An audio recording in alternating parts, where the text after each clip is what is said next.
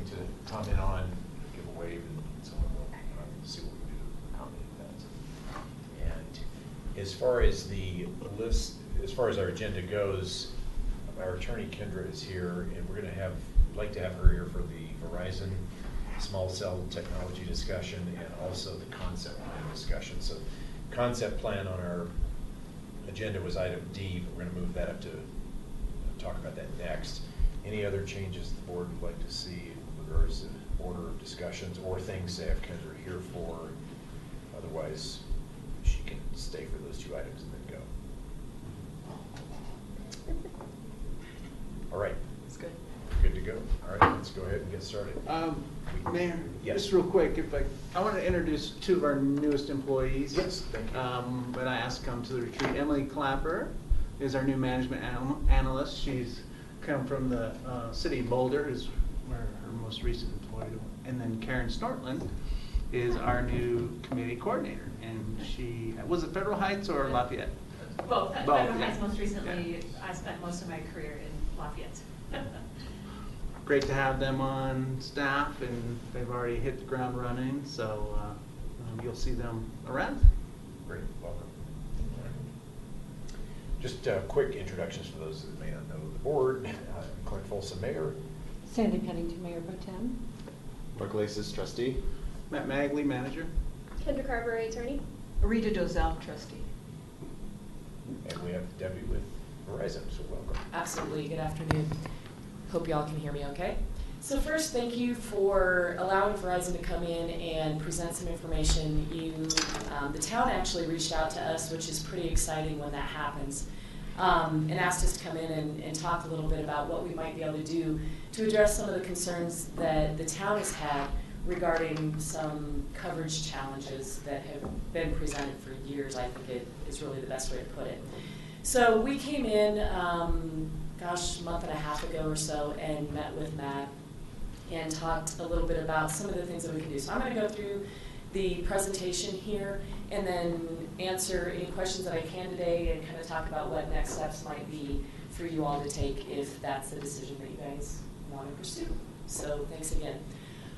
So first and foremost, we are very excited to look at partnering with the town of Superior in finding some solutions, primarily looking at what we would typically call our macro, as well as the newer technology of small cells, really looking at the town of Superior's owned properties, either be it right-of-way or any other land-owned properties would be the best way for us to approach partnering and bringing the best service that we can to the town of Superior. So a little bit of background about why we are where we are is it's primarily just demand. Customers are demanding more and more data on their devices, and because of that, we're having a challenge keeping up with growth. So you can see here in 2015, which is 3 years ago, the average consumer used 3.7 gigabytes of data per month, and that was expected to grow to 22 gigabytes by 2021. And if you think about it, we're about halfway in that growth period already, being in 2018. Around 52% of households are wireless only for voice services. And in North America, we actually have about 13 connected devices per household. So you can see all of that is leading to a big strain on our network in trying to provide for those data services. So again, this is just showing the growth that we're expecting to see over the next several years, and it's really rapidly escalating. So they kind of talk about a hockey stick up in terms of usage. And so how do we address those usage concerns? We do that primarily by deploying additional macro facilities, adding capacity to any macro facilities that we have in place, and then there's a newer technology called small cells, which are very isolated, smaller wireless communication facilities that we can deploy in high traffic areas. And that's one of the things that we're going to predominantly look at for the town of Superior. So we talk about this as a heterogeneous network, and the reason that we talk about it that way is because we really have that overlying macro network, and that's the macro network that's been around for years and years and years, and this is how we have traditionally handled the network capacity needs in years past. And now the underlying coverage that we're talking about bringing in is the small cell. And really it works in unison, where the macro network's taking a larger scope and the small cells are handling very isolated, high traffic, high density areas. So those small cells will offload the macro network and help alleviate some of the congestion that we see on our networks. So what are we talking about? We're talking about small cells and the capacity offload and filling in gaps in coverage, which is exactly what we're experiencing here in the town of Superior. They're typically a lower antenna height. We're talking somewhere between 20, really we see 20 to 30 foot. We can go up to 40 feet, but again, we're talking about lower height because we're trying to cover a very isolated area. We're not trying to cover very broad half-mile to mile radiuses like we would with the macro. We're talking very specific locations. They're lower power than our macro sites traditionally are. Benefits, we're going to enhance emergency services. That's always a big component, helping our public services folks, because a lot of them do use Verizon services. So giving them better services, better coverage allows them to assist the communities better. It's faster throughput for our customer base. They're not as congested if you think about that on the network, so they get faster throughputs. And it allows us to deploy future technologies. We are on the cusp of another technology being deployed in the very near future, so doing small cells is going to allow us to deploy that technology in a faster manner.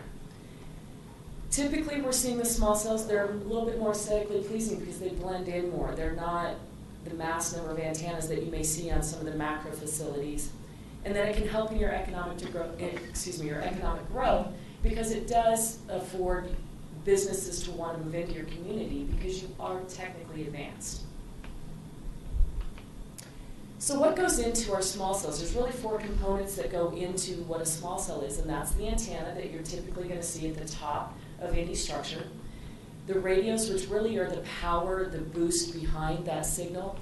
We do need actual power to the site, and then we need a fiber backhaul.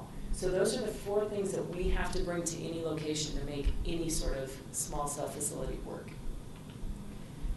So now we get to talk about the fun stuff, right?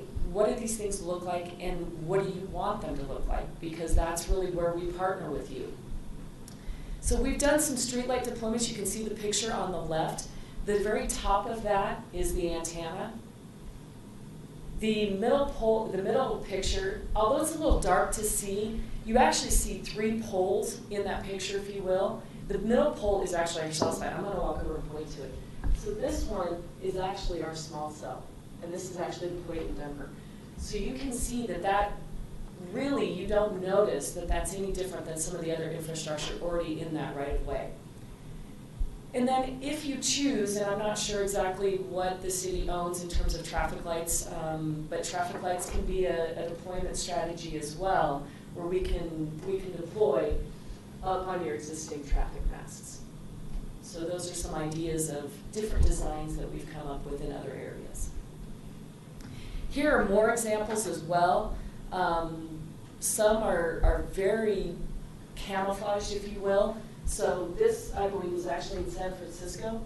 That was an old magazine paper kiosk that they don't really utilize anymore, but that still is a very important architectural feature of their community. So the antennas are actually blended into the top portion of that cap, if you will. So you're kind of seeing the same thing. If you look along, you'll see the antennas. What you'll see differently are the radios. So these are the radio components here that you'll see. So depending on what you're looking for, sometimes they can be stealthed within the pole architecture itself, or sometimes if we're attaching to an existing structure, you'll see them externally mounted. And again, going back to the pole that we deploy in the city and county of Denver, this just goes to show a little bit where we've hidden. These are the antennas that you saw on that other pole that were externally mounted. These are hidden inside of a base structure, so they're camouflaged. You can't see them when that door is closed. And again, not a great picture, but that's this section right in here is what this is, okay? That's just showing you with the door open so you can see the electronics inside. Again, just more pictures, more designs. This is actually deployed in San Francisco. So where does the partnership come in between Verizon Wireless and the town of Superior? Really, the first thing that we have actually already started the process on is entering into a master lease agreement. And the reason we do that is simply because we can negotiate all the terms up front. It's consistent. The only thing that changes from deployment to deployment is the actual location. So we don't negotiate terms every time. We just negotiate it up front, and then when it's easier and faster to deploy, it just helps you guys too in your processing, because once we have the master agreement in place, we do an individual site agreement. It's much easier, much more efficient for town staff to manage it, to administrate. And like I said, that's actually already been sent over. I believe we've sent a draft master lease agreement, and it's with your attorney for review and red line. And again, depending on your guidance with what you guys want to see come back. So again, the community benefits, we've talked a little bit about these, but the biggest thing that I think everybody here is most interested in is the enhanced wireless services. Just improving the services really that you're lacking here in the town of Superior. We recognize that. Again, for us, the most specific way we're going to address that is probably through small cell. Because you guys are geographically a fairly small community, only 4 square miles roughly, doing multiple macros isn't going to be the best way to address the needs for you, because again, if you think about a macro deployment, that is covering typically a mile, maybe a little bit more, and so it would be more difficult to get into some of the terrain that you have as well, because you have some terrain differences within your town. The better way is going to be addressing specific areas of concern through small cells, okay? Again, we talked a little bit about your economic benefit. Just, again, improving services is always going to be a benefit to your citizen base and any businesses that want to come in. Public safety, we mentioned that. Again, the nice thing about this is when we talk about coming in and either adding this infrastructure or replacing it, Verizon's doing that at our own expense. That is not something that we ask the town to do. And then again, we're just providing resiliency or redundancy in our network by having these small cells deployed. And that's pretty sweet and simple in what we're looking at trying to accomplish with the town of Superior. What questions do you guys have for me? Costs. Cost in terms of what the cost is to you? I have no idea what is involved here financially, if anything. On behalf of the town? Mm-hmm. Really, the only cost to you would be just in your administrative costs in overseeing a program like this, which would be minimal. It'd be no different than if we came in to your planning department and made an application for new wireless for you. So we're not asking for any cost at all from the town. This would be completely upon Verizon to develop and install these, whatever we decide to do. Again, we're primarily looking at right-of-way. That is generally the best place to deploy. So really there is no cost to the town of Superior for this. Second, assuming there are other carriers that residents of the town of Superior utilize. Absolutely. AT&T, Sprint, whoever. Is this something that would have to then be negotiated independently with each, or can the carriers cooperate and use the same tower? So that's a great question. Every carrier is operating typically on a different spectrum, different equipment. So it's not typically something where we can all be on one antenna, one equipment system. When we have approached other municipalities about co-location, the challenge becomes that the actual equipment that we have to deploy becomes larger. And when that's in the right of way, it tends to become an eyesore and not something many jurisdictions actually want to move forward with. So the idea of co-location does exist. It's not really a reality just simply because of the size of equipment that has to be deployed. So you're really looking at this as each carrier would probably come in and look at doing something in the right of way with you or attaching to infrastructure or whatever that you already have. Ideally, if we can work, now again, I don't know if your light poles are owned by Xcel. I think, Matt, we talked about this, right? Majority of them, yeah. So majority of them are owned by Xcel. As of today, we don't have an agreement with Xcel to attach to their assets. It is something we're working on. It's just not a reality for us today. But as that moves on, that can also be an option down the road where we're not adding new infrastructure to your right-of-way. We're actually attaching to existing equipment that's already there. But to the point, if AT&T then decides to do the same, that's a separate piece of equipment, Absolutely. possibly on a separate light pole from what? Realistically, Yes. I think that that makes the most, I mean, personally speaking, now again, that's some of the decision can be up to you all as you govern what happens in your own town. But realistically, it would make sense probably to keep things cleaner is to have one carrier kind of per pole. And the other reason too is our deployment strategy is not going to be the same as any other carrier. We've all got our own needs and our own niches where our services are stronger and weaker and they don't always overlap. So again, that's another reason co-location doesn't always work. And then lastly, how many Verizon customers do we have in Superior? You know, that's a great question. I don't have that information. I can try to see if I can get that information from our marketing team. I don't have that on my side of the business. But if that's a takeaway, I can certainly try to see if I can get that.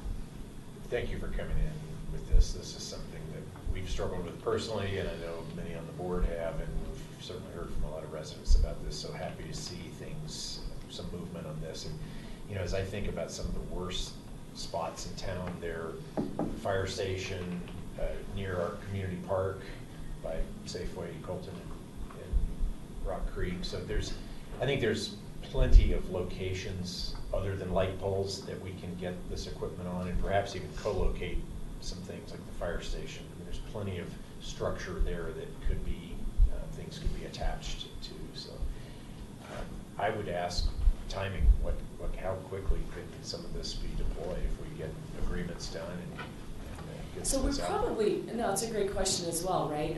The biggest thing is going to be getting the agreement in place first so that we know how that looks moving forward and then identifying locations.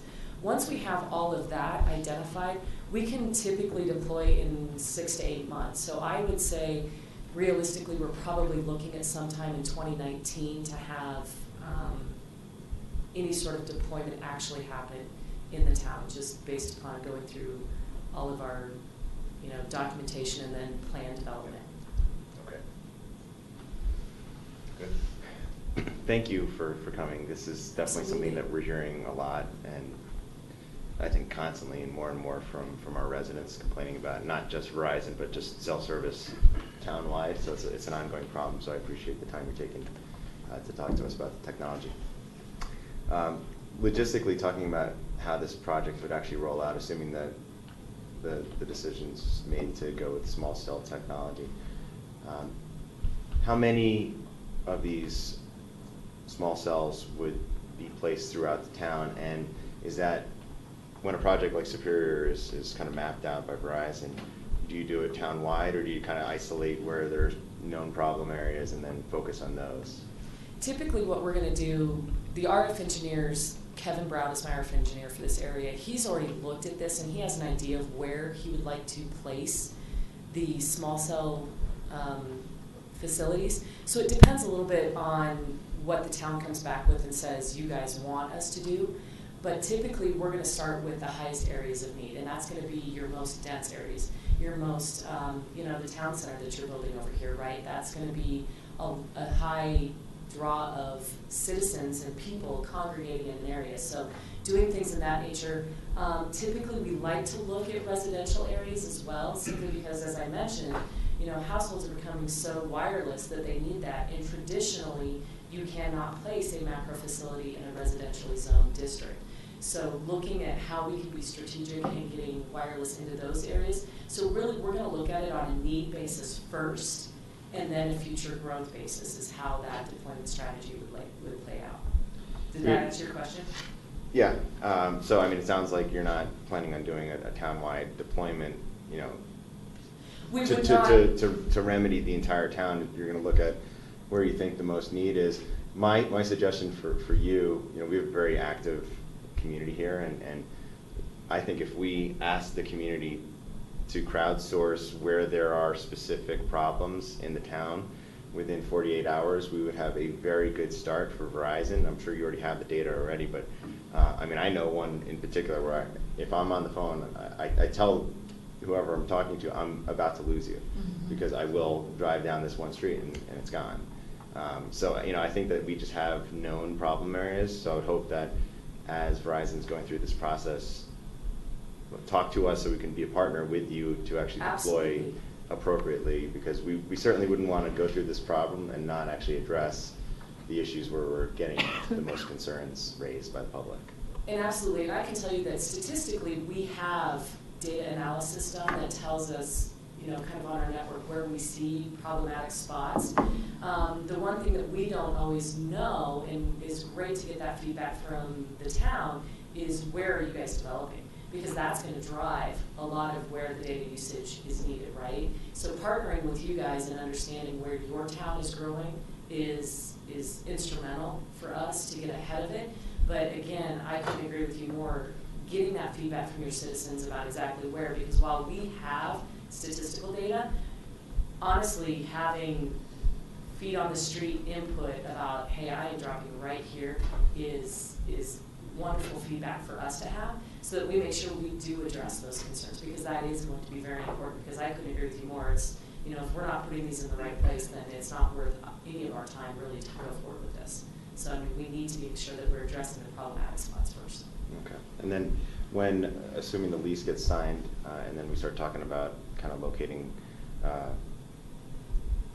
light poles or right-of-way signs and things like that, how exactly do we go about doing that? Is that something you're working on with town staff? Is that something that goes to board approval for actually selecting these things? How exactly logistically would that all work out? So I think part of that might be called out in the MLA in terms of how we want to handle that. Right now, I believe most of your zoning process is a PUD application.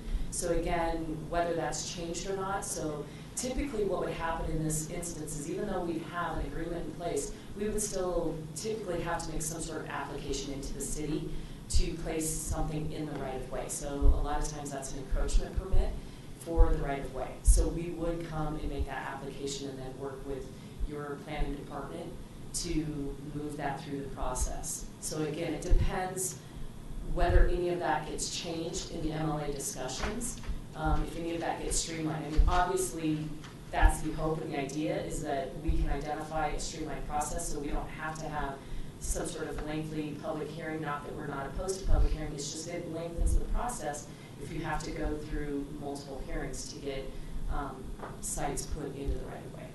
And what's the geographic reach of one of these small cell? So again, it depends a little bit on design and what you guys want to see, whether you want to see less equipment on a pole or whatnot. So we have really kind of what we call two flavors of these small cells.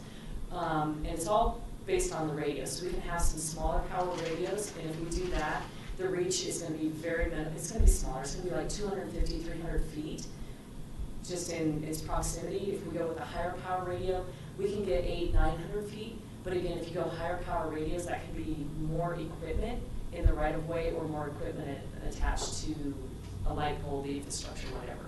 So again, when we start working with you guys on design, we can talk about what those options look like and which one you guys prefer. And then depending on that, obviously if you go with a lower power radio that's less visually impactful, we may need more sites to have the same RF objective.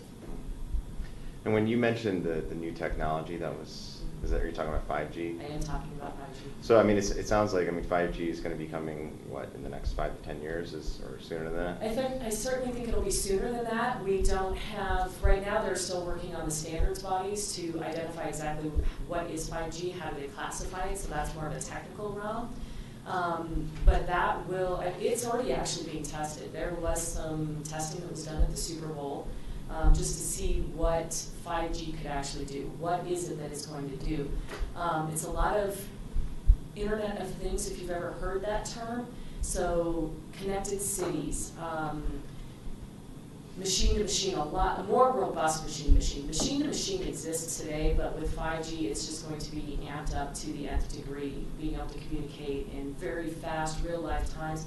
Talking about remote medicine. Those types of things where you need a super fast connection to be able to carry out maybe a medical procedure, those types of things. So that's really kind of I like to call it the George Jetson of what 5G is, because we've got a lot of really great ideas about 5G, but we have to prove that it can actually be done over 5G. So that's really where we're at right now, is all in the testing and the proof of concept. Well, it seems to me that if 5G is coming, we should at least be thinking about if we're going to be, locating these antennas, sporadically throughout town. We should have at least that in the back of our minds, so we're not revisiting this, 5 years down the road and having to reinvent the wheel, right? So we've already made a decision as to where these things make sense in terms of where they should be located. So we should just at least plan strategically for that deployment. So Mark, you've lost me on that comment. Are you talking this Verizon? Yeah. Or are you talking about something bigger than just this Verizon? No, I'm talking, so if, right now the technologies, the 4G LTE is the latest and greatest, but 5G is coming. In order for 5G to get deployed, my understanding is that you need more towers, and because it's got a smaller location in terms of. It's millimeter wavelength technology, so 5G is not going to propagate as far as 4G technology is. So again, 5G won't be deployed in the same manner that 4G is, because the idea of, at least again, because we're still developing it, the idea of what 5G will do is not the same as what 4G does. So we're looking, 5G will be much more targeted in terms of areas. It won't be as, at least conceptually, won't be as broadly used as 4G. So keep in mind, we're still going to need our 4G platform. That's not going away.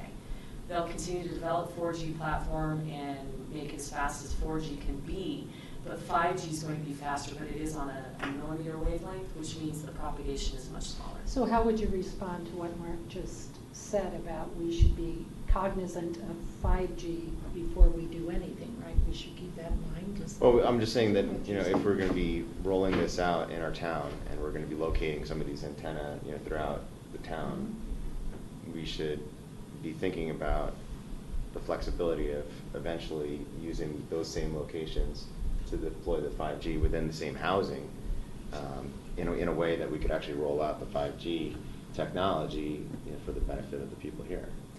And that's the tough part about that, to be honest with you, is that we just don't know right now. We don't know necessarily what that equipment's going to look like because it's in test phase, right?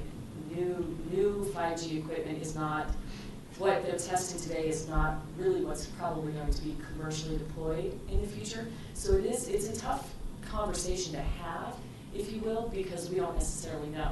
The idea is that, for instance, if we put our own pole in the right of way, especially like what we're looking at in Denver, is we actually are looking at being able to put 5G equipment potentially in that same pole, if you will. So where you talked about co-location earlier, where we're not necessarily looking to co-locate with another carrier, we are looking at the idea of being able to co-locate both our 4G and 5G on the same infrastructure for us. So again, we don't add additional infrastructure into your right-of-way simply for 5G. So it is something that we're trying to be cognizant of and look at, but it's difficult because we don't know necessarily what that equipment looks like today, but it is something we're trying to work on as well. So, thank you. You have given us one of the best, well-informed and knowledgeable presentations we've ever had about this subject. So Thank you very much. Thank you for coming. I think of as a 5G would be more in the dense populated areas like in town center. So you'd be able to create that service more readily within very dense located businesses and residences. But in the rest of our little 4 square mile town, like you said, we should put those mini cell sites or the small cell sites wherever we can to actually boost, the ability to talk to people. I have AT&T, but every time I think I talk to you, do you have Verizon? Sprint. Oh, Sprint. Okay, well that's another problem. See, you guys are all across the board, right? Yeah, that's another problem. But wherever there are areas of concern, like Mark was saying, people will readily tell you this is where it drops, this is where it's a problem. And I think we should get one of those small sites wherever we can.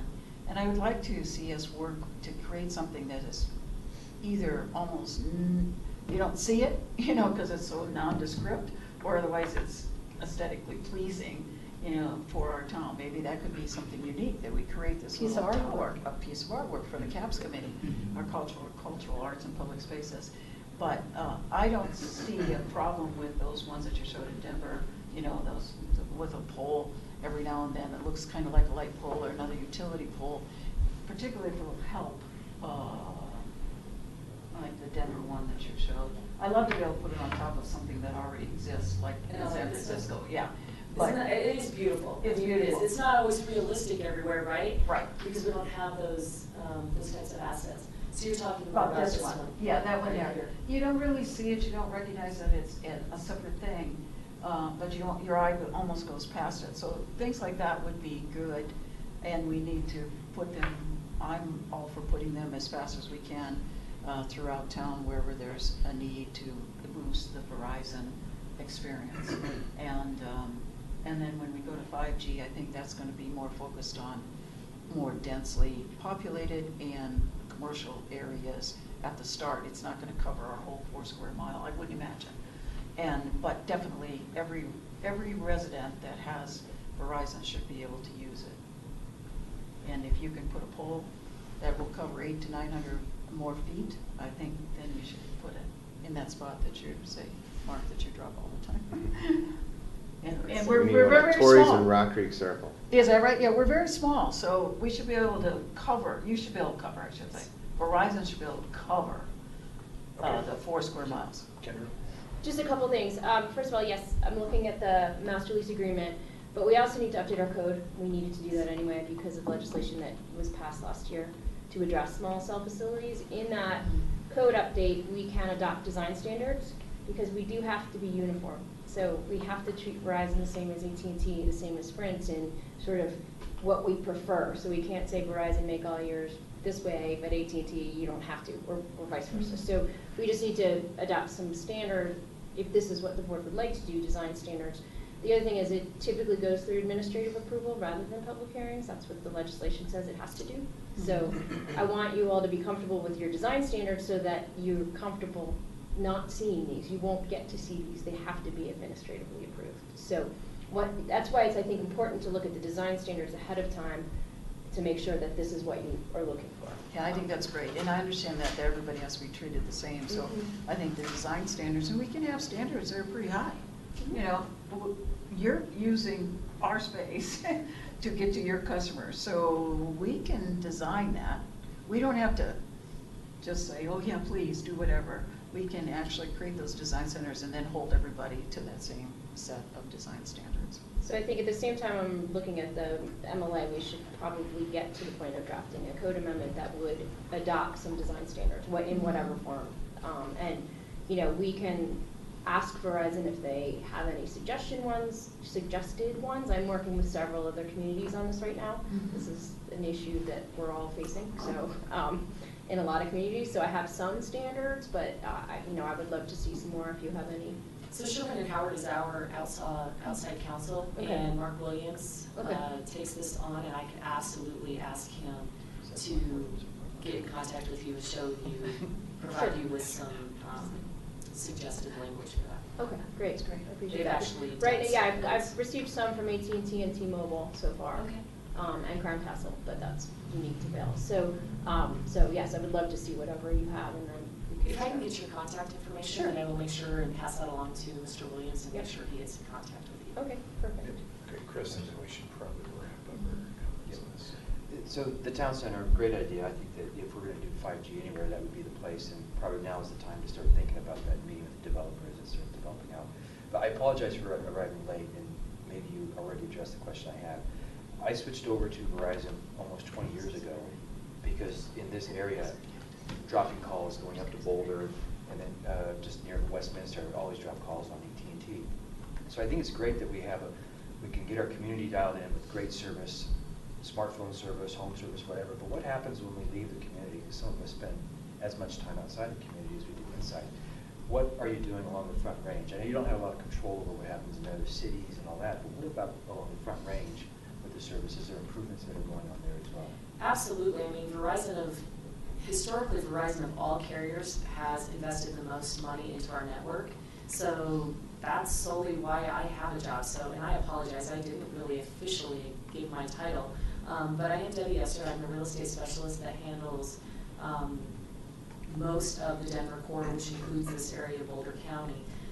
So absolutely, we are deploying services all along the Front Range. I probably would blow you away with the idea that I am right now managing somewhere in the neighborhood of 700 projects to improve wireless services in and throughout this area. Likewise, I've got a counterpart that handles northern Colorado and a counterpart that handles the other half of the Denver metro area and the southern Colorado. So Verizon has always hung our hat on reliability and the fact that our network is there when you guys need it. And when I mean you, I mean our customers, I mean our public safety. So absolutely, we are looking at this. And we are looking at a small cell deployment in all the surrounding communities. I was actually at Westminster this morning talking with them about this very topic. We've been to many of the other communities in and around here, Arvada, Lafayette, Littleton, Broomfield. So we are absolutely looking at this up and down the Front Range. Okay, anything further? All right, sounds like we're all excited to go. And I just want to thank you all again very much for your time. Have fun with the rest of your board session, and thank you again. thank you. So I have a follow-up question for the board, though. So we start with Verizon. Is the plan to approach AT&T and Sprint and whoever else, or? They will probably Thanks. approach you if you don't, so yes, they will. Thank you. Especially if we are considering an ordinance, they will come out of the woodwork. And Yeah. then we will know How do they know about that? I've already They- heard They about got- it. know. They got government people watching all that all the Yeah, time. I've met with AT&T. Okay. And we haven't been able to meet with Sprint yet, but yeah. Yeah, they also have representatives sometimes, and the one I'm working with in Vail represents 4 of them. So, Mhm. they send a rep to help, so. Yeah, they got people doing that, watching for those ordinances Yeah. all the time. They do. So that's good timing, I think, to wrap all of this up with an ordinance change as well. Yes. Okay, good.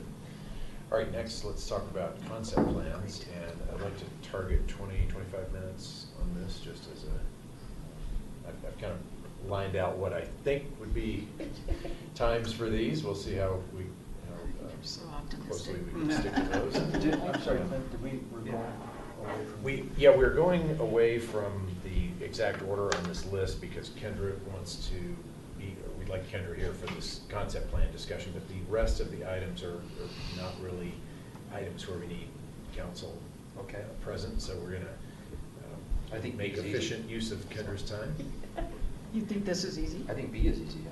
So, but we. Oh, where are we on B? No, I'm sorry, we're on B. I said B is easy to me, I think we can Yeah, okay. move on. Yep. So the concept plan was governed out of section 16280 of the municipal code. It was adopted in 2000 by the board at that time as a way to formalize these informal work sessions they were having with developers to review their proposed concept plans and give them feedback. And they thought it was important to formalize that process that they were going through. It was meant to minimize, at the time, the board thought it was important to have these because they wanted to minimize the development planning costs for the developers, avoid any misunderstandings that may come out of proposed developments, and ensure compliance with the code. Over the past year or so, I guess there's been some questions, some concerns by the current board of whether these are continue to be useful, not only to the board, but also to the applicant.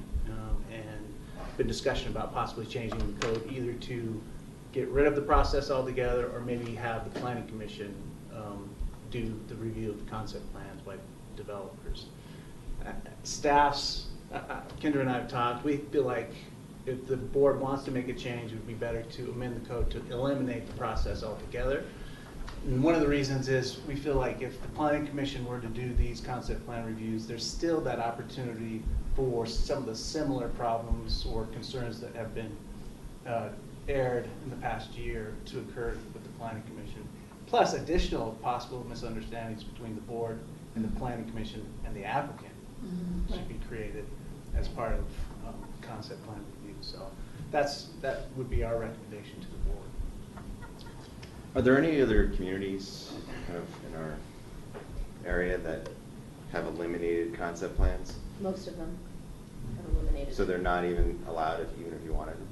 Oh, aren't they called a preliminary design, FDP versus a final FDP? I mean, a preliminary plan versus a final. Well, that's slightly different because that means it still goes through the full quasi-judicial process and it's Right. an approved plan, the preliminary, and then you move on to final, and as long as the final is consistent with the preliminary, I mean, there's a lot of, so that's a little bit different, but most have gotten away from these concept plans because developers now aren't liking them anymore either. I mean, I think we are hearing some feedback from developers saying we're wasting hundreds of thousands of dollars to prepare plans, and then we come to you and you say something, and then we come back, and then it's a little bit different next time, or changes in the board have occurred. Sometimes you hear these, and then you don't hear anything for 3 years, 2 or 3 years. and you get new trustees, and they say, oh, we don't like this at all, or things change. You have, in the interim, you approve other developments that fulfill the needs that you thought you had when you did the initial concept plan. So that's, Well, I think that it's important. Just one second, to get Kevin up to speed. We've just concluded with Verizon. Thank you. And we're about 3 minutes into concept plans. So We've just- skipped- Which we moved we've up. skipped order. Yeah, we Okay. skipped the order. Good, Moved it up. so we're doing concept plans right now. So go ahead. The thing about concept plans is that it was a change. We used to have the preliminary and final, years ago. I'm talking about years ago, not prior to probably when you all were on the board, in some of the land use code that I helped rewrite years ago, 20 years ago. And then the concept plan came in because the developers wanted it. They didn't want to spend the money to create a complete FDP, which is like 16 to 22 items that they have to complete. Have a complete FDP, you have to go through many steps. And so they said, no, that costs us hundreds of thousands of dollars, and we just want to kind of throw it out there because we don't have our financing done yet, but we just want to see how it's going to go. So the concept plan was created for their benefit. Now, if they don't want it anymore and they want to go back to coming in with a complete FDP, which is 16 or 22 different items, hey, I'm all for that. But if they want to come in and ask us, what do you think about this idea? What would we do? How would we accomplish that? Right. That's exactly my thought is, I like the process that we have. I think probably for a different reason, maybe concept planning. What I'm discouraged about is it seems like we're locked into something. Once somebody comes up to us with an idea, that we can't discuss anything with the Hodgson-Harris Reservoir was the big issue last year. Because we were under a concept plan, so we couldn't really discuss or do anything with that. But I do like the idea of having a developer or a resident or somebody coming to us with this idea before we get too far into the weeds. And is it a good idea? Do we think that, are they on the right track? And I like being able to have that discussion as opposed to, they're so far down the road, but this is what they want to do. And for many other reasons as well. I mean, I like the idea also that if somebody's really interested in the 88th Street property, well, maybe that lights a fire under some of the environmental groups and say, no, we want to buy that as open space. And that lights a fire. And I know that we cross the line there, but it puts it out in the spotlight and allows everybody to really think about what really should happen there. Whereas now, once we see a concept plan, we really can't entertain any other ideas. Well, and this, just what Chris said is my line in the sand on this. We used to be able to do all the concept plans we want with no bounds of quasi-judicial process. So last year, that legal advice changed to us, that the concept plan review triggers the start of the quasi-judicial process. And to me, That's what we learned. that cannot. No, that's not true. I Well, think that's we've what got. my opinion has always been that it triggers the process. I've said Well, this when they okay. adopted the ordinance in 2000, but, Okay. or whatever. So But that's not what we've been But following. let me go Understand. back. Right, So if- right, I think it's Yeah. important to be clear here, right? That's what she just said. What she Trustee said. Pennington said, that's yeah, exactly how I what Kendra, understood I it. don't like to use the pronouns. What we she- don't know. What She and that he woman and she just and he, said. yeah, no, I'm just saying we don't know who we're talking about, No, we I have to make understand. sure. So I hear what you're saying, you don't like it, from a legal perspective, you'd rather say anytime a developer comes, but as you said, developers will come with a concept plan and then not come back to us for 2 years. Mhm. And then they'll come back and they'll change the concept plan to a new concept Right. plan, which is totally different than Mhm. what they originally came. And then they'll wait another year, and then they'll come back with a final development plan, which again has changed So Rita, what are significantly. you proposing? I am proposing that there must be a way, I don't know what it is, but for a developer to come in and say, I got this idea. I don't have my financing all lined up, and I don't know where that goes. I think we need to, I would like to have the flexibility as a town to be able to have a free Yeah. engagement with developers, the town engaging with developers, to say, here's my idea. It's kind of like, Clint, when we talked to, what was his name, Peterson, Scott Peterson, he wanted to talk about using the RTD land, which isn't even ours, but building a multimodal, a transit-oriented development on that. Right. So he came with very limited sketches, with your staff, and that was really a good meeting, because he came in and said, this is what I could build, and I could finance. And then we said, okay, fine, looks interesting, and we'd be willing to take that to the planning commission and to the board. So I thought that's what Matt just said led us to do this thing here. Right, but now we got Yeah. the problem that concept plans have become too much of a big legal conundrum. So is there a, And if we cancel Like a- them, then a how do we? preliminary concept plan. Well, an idea discussion. But I mean- Ideation Can we session. have an idea The discussion? point is that if a developer wants to do a concept plan because they don't want to go through the, expense of actually committing to an FDP. Right. And if what they're trying to do by bringing a concept plan to the town is, one of the questions that we always ask, and our planning commission always asks, applicants, of, what steps have we taken to actually engage with the community in terms of this project that you're bringing here? Mhm. And the answer is, well, none. But the concept plan is actually that opportunity. I think we should, generally speaking, I don't like imposing conditions on developers that they need to do this. Right. But if they want to do this, and if this is a way to actually reach out to the community and engage and have a dialogue, and if they then take from that ways to improve the project or tweak it in a way that is more palatable to the community, I think that that's a good thing. Mhm. And again, for the record, I don't agree that the quasi-judicial process starts at a concept plan.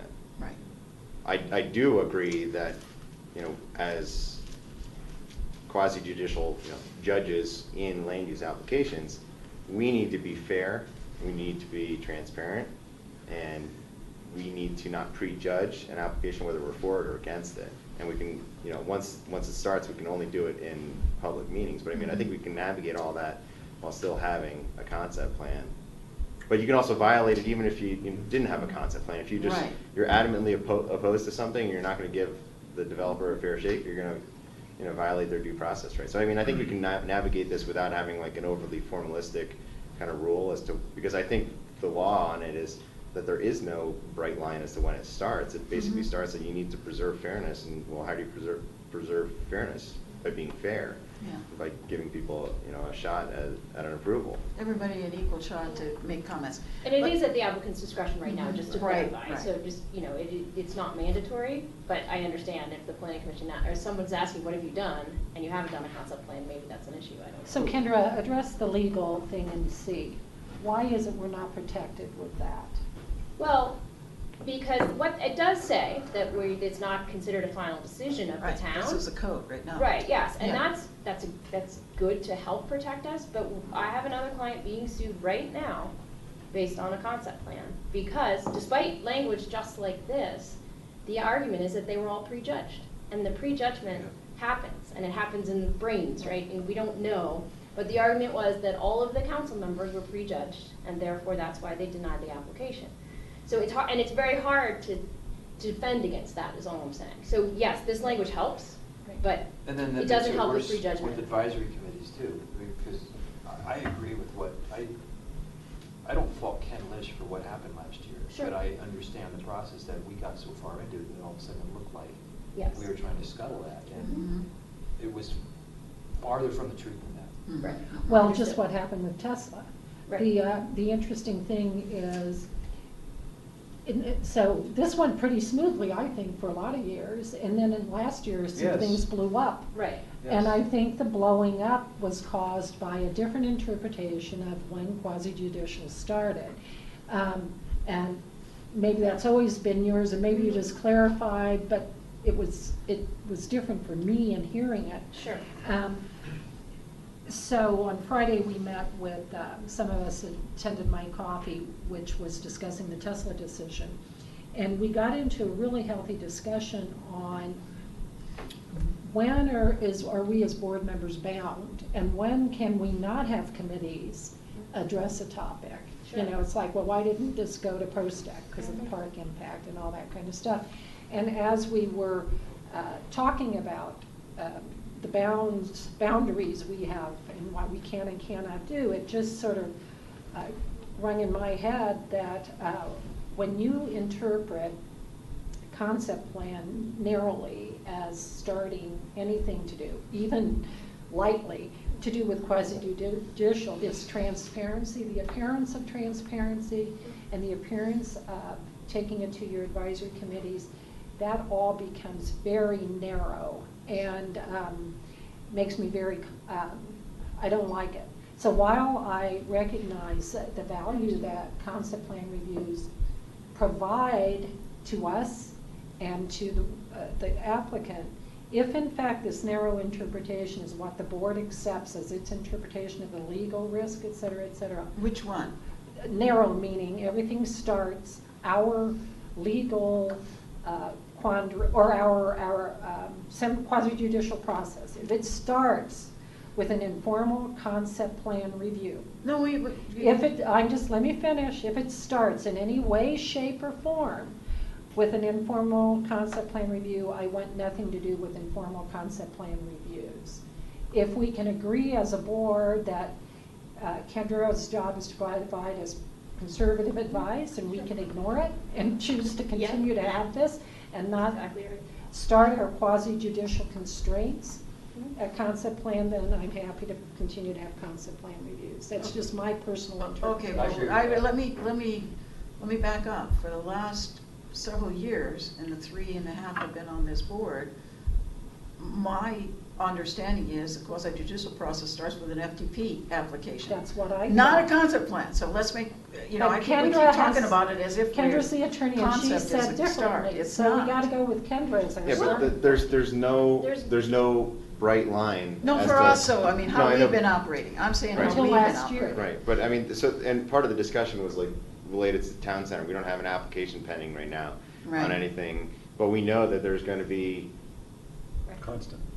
a ton of them coming down the Right. road, and, are we gonna take this kind of formalistic look at what the law is and say, oh, well, we can't violate it because there's nothing pending? Well, I think that's, That's what concerns me. form over substance, because, if you prejudge it, I think you're violating it. Well, so- there's nothing to prejudge because we don't have anything pending before us. Well, But if you know that there's a general idea, so if you're gonna say, I'm gonna vote no on anything that's gonna be applied, I think you're violating it because you're Okay, denying now due we've gone process. past concept discussion. No, but if of you get a concept. concept plan that you hate, Yeah, and they submit it, and you make your comments known uh-huh. at that hearing, and then they submit the concept plan in the same form that you hated, but the rest of the board supports it, or maybe they do or they don't, but you have clearly then, if you vote no for it, it's at least, I shouldn't say clearly, but from the evidence that would be presented to a judge in a case, it looks like you prejudged the application. Okay, well, so That's here's fine. my problem with concept plans.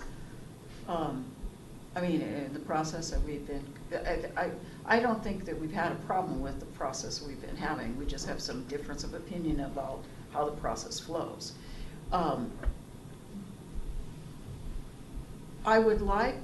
I think it's of value to the developers to be able to come in and say, this is my idea.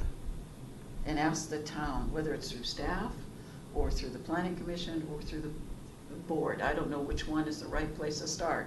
But somehow developers have to be able to come in and say, here's what we think we'd like to do here. And what do you think about that? What advice from staff or what comments can you give to me about how this might fit in with your plan and your comprehensive plan? I'm talking about when I say plan, that's what I'm talking about, comprehensive plan and your codes and all that. I think there's value to the developer, and there's definitely value to the town to have some kind of an idea of somebody coming And rather to than. the people, Huh? and to the residents. To the residents, yeah. Rita, When I say the town, I that's what I'm think we talking all about. agree I'm not with talking you. about just us. I'm talking about the town being the people who Rita, put us here. Since Clint gave us 25 minutes, I think we agree with you, but so how do you bridge this, what you've heard, this conversation? Well, that's what I'm getting to. Okay, Just a okay. minute here. So what we have done is that what we've been having with concept plans, and developers have come in with a concept plan, and they figure once they give it to us, this is the impression I'm getting, is that we've given our comments, we're in agreement, and once the FDP gets here, there will be no changes, nothing, that it's already been pre-approved. And I think that's how we have to, that's an issue for me, is that once the town board sees it first, a concept plan, then they assume, and the planning commission has assumed it's already been pre-approved. No, nobody said it has. There's been no legal pre-approval, but the perception has been pre-approved. So then when we get into the final development plan presentation by the developer, they expect it to get approved without any more basic changes, just minor red line changes and things like that. And I don't think we have the opportunity to do a full and complete, and in many cases, let me add that, full and complete review of FDPs, because it's been presupposed, not by the board, but by the developer, that it's already been approved. So I think our problem is that we expect to get an application of an FDP, which is very big a lot of times and very complex, and we must approve it on one night. So if we're going to do away with concept plans, then I think we need to have the ability to do at least two nights of kind of a first review and then a final decision. And that gives the public more time to weigh in as well. So if we take the first reading, so to speak, just like we did with Excel, which who cared? Nobody came and gave us public input. But this is more important. Could we do a first reading of an FDP and then a second reading or a final approval? The answer is yes, you could, just throwing that out. I think there's two times that we should present an application to the public, at least two times. We should do it at least twice. And right now we're doing it kind of in the planning commission, and then kind of in the board, and then we have to sit here till 12:30 at night. And I'm not just referring to the most recent one, but I'm referring to a lot of them. We spend hours and hours when we should be moving it to the second meeting. So in my brain, I think I've distinguished between sort of value and what should we do or legally do. So in value, I'll say value to developer and value to us and to the community. I'm not sure it's tremendous value to the developer doing these concept reviews, these concept plans, for all the reasons that Kendra mentioned, right? I mean, the board may change, the situation may change. I do think it is of value to the developer to get feedback from the community. And this board, the seven of us, are not the end. We're not the start or the end of the community. The community is the community, and there's a lot of ways the developer can get feedback from the community without coming to this board, and feedback from the staff, which I'm sure the staff will be transparent with any developer about the types of things that the community is, that the board is looking for in terms of brand and a number of other issues. So value to the developer, I just don't I personally don't think it's worth, the concept review process isn't worth it to the developer from a value perspective. Value to us as a board, I'm very focused on where our priorities should be, where our time is spent. I don't think it's a tremendous value to the board to spend 30 minutes or 45 minutes or any amount, and plus the preparation time to think about the concept review. I would rather have that time redirected towards our highest priorities. With regard to, should we do this from a legal perspective, I'm not part of any other organization where I disregard advice from counsel. I will not disregard advice from counsel. There is risk. I recognize there is no bright line. As a result of no bright line, advice from counsel is you should assume that the start date is the day of concept review. As a matter of policy, I'm just not going to do that. And I'm a member of a bunch of organizations, and I'm not a member of any other organization that I would do that. And so for that reason, I do not like the concept review process. I think what Rita is suggesting is a very good idea, which is to tap the brakes every once in a while, right? To make sure that we are gathering the appropriate community feedback at the appropriate time. And during an official application feels like the appropriate time for us to signal, and I don't think it requires a change in the code, but to us to tell staff to signal to a developer, you may not get a vote tonight. And so do not bring something that absolutely has to be approved tonight. It may take my board 2 meetings, 3 meetings to feel comfortable that they have received the feedback from the community. And if that means you need to back up your planning to do so, feel free to do it. I think that's an excellent suggestion to be prepared to tap the brakes. So Kevin, let's tie some of this together. Rita asked about, or somebody asked about preliminary development and plan, final development plan. Why on Tesla did we not see a preliminary development plan and a final? Is that at the option of the applicant? When does this preliminary, when is it triggered?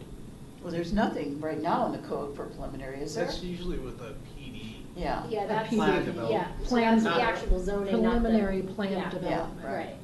But we Okay. can do it But any- here's with the any process. thing that would have been very helpful. Mhm. So if we get rid of concept plans, which unless somebody convinces me differently, I'm with you, and we can have a formal process that the development plan is preliminary on the first hearing, Mhm. and then it moves into final on the second hearing, that would have allowed us, for example, when I said I really dislike the architecture, right? Preliminary development plan, I can still talk about that, but when final's in front of me, it's like there's no chance in hell this is going to be changed, right? Right. So, can you do that? Yes, I would still call it an FDP so that we don't have to change our Right. entire code, rename Right. everything. Right. But I think we can do it a first and a second reading, and the first reading can be, the board's gonna provide you some feedback. You may Right. not like it, you may decide not to change it before second reading. Right. It's up to you, then the board on second reading says, oh, thank you for changing the architectural style, it looks much better, or the board says, you didn't change it, now we still don't like it, we're gonna vote against it. I'm just being, Mhm. overly simplified here, but, So what happens under this scenario that Rita is talking about? If OSAC comes, they see this, and Mhm. OSAC comes to us and says, well, wait a minute now, we want to buy that as open space. Well, the- OSAC, yeah. sometimes they have their priority list, and Mhm. they may not know that a piece of property should be higher priority because there's other people looking at it. And I get it, that if we really want something, we should go after it when it's there, and when we have the money, but under certain circumstances, I mean, they may not find out about it until somebody actually comes with this plan. But Didn't Chris, we your- already his fix this question's though, the last broader, meeting? the implications of the question are broader. For example, He's supposed to Tesla tell comes me. forward and Yes. says, because they're first reading, Mhm. and in it, the community becomes aware of the park impact, Mhm. right? Right. And so PostAct says, we would like to Yes. consider this and give our recommendation. But under because that of the park scenario, impact. they can't do They that. can't do it. well, I but don't think. didn't we discuss this, where was this, at the last work We session? did. Didn't we, that we, Open space, yeah. about when we had dinner with Open Space? We discussed using them as a referral agency from the beginning. So From as the soon as beginning. the application comes in, town staff refers an application out Right. to a number of different agencies, including Right. Rocky Mountain So that's- Fire. Which the code permits today. Right, Yes. right. So So they that- provide- keep going with Yeah, that. yeah. So they provide their comments, initial Sense. comments. So at that point, we could refer it out to whoever the town manager thinks. So if there's a park impact, to ProStack. If Mhm. there's an open space impact to OSAC. If there's, Right. an art impact to CAPS, whatever it may be. And then they could meet as a committee, submit their comments on the application. And then what they do is they could make a recommendation to the board that would go into the public hearing record. Mhm. And, so that's one way to handle it. So at that point, OSAC, it's totally within their rights to say, no, we want to really talk about this as open space. They could do that. And then the board could consider it without being threatened with the. Well, they're supposed to be commenting on the application as Right, presented. not If on. OSAC has a list of open space priorities, those should be independent of development applications. You Right. know what I'm saying? I mean, they should have their Okay. priorities So set. go to So they could- ProStack in the park thing with Tesla, his same example. So, Well, but, Yeah. so, a different question, but along the same lines. Mhm.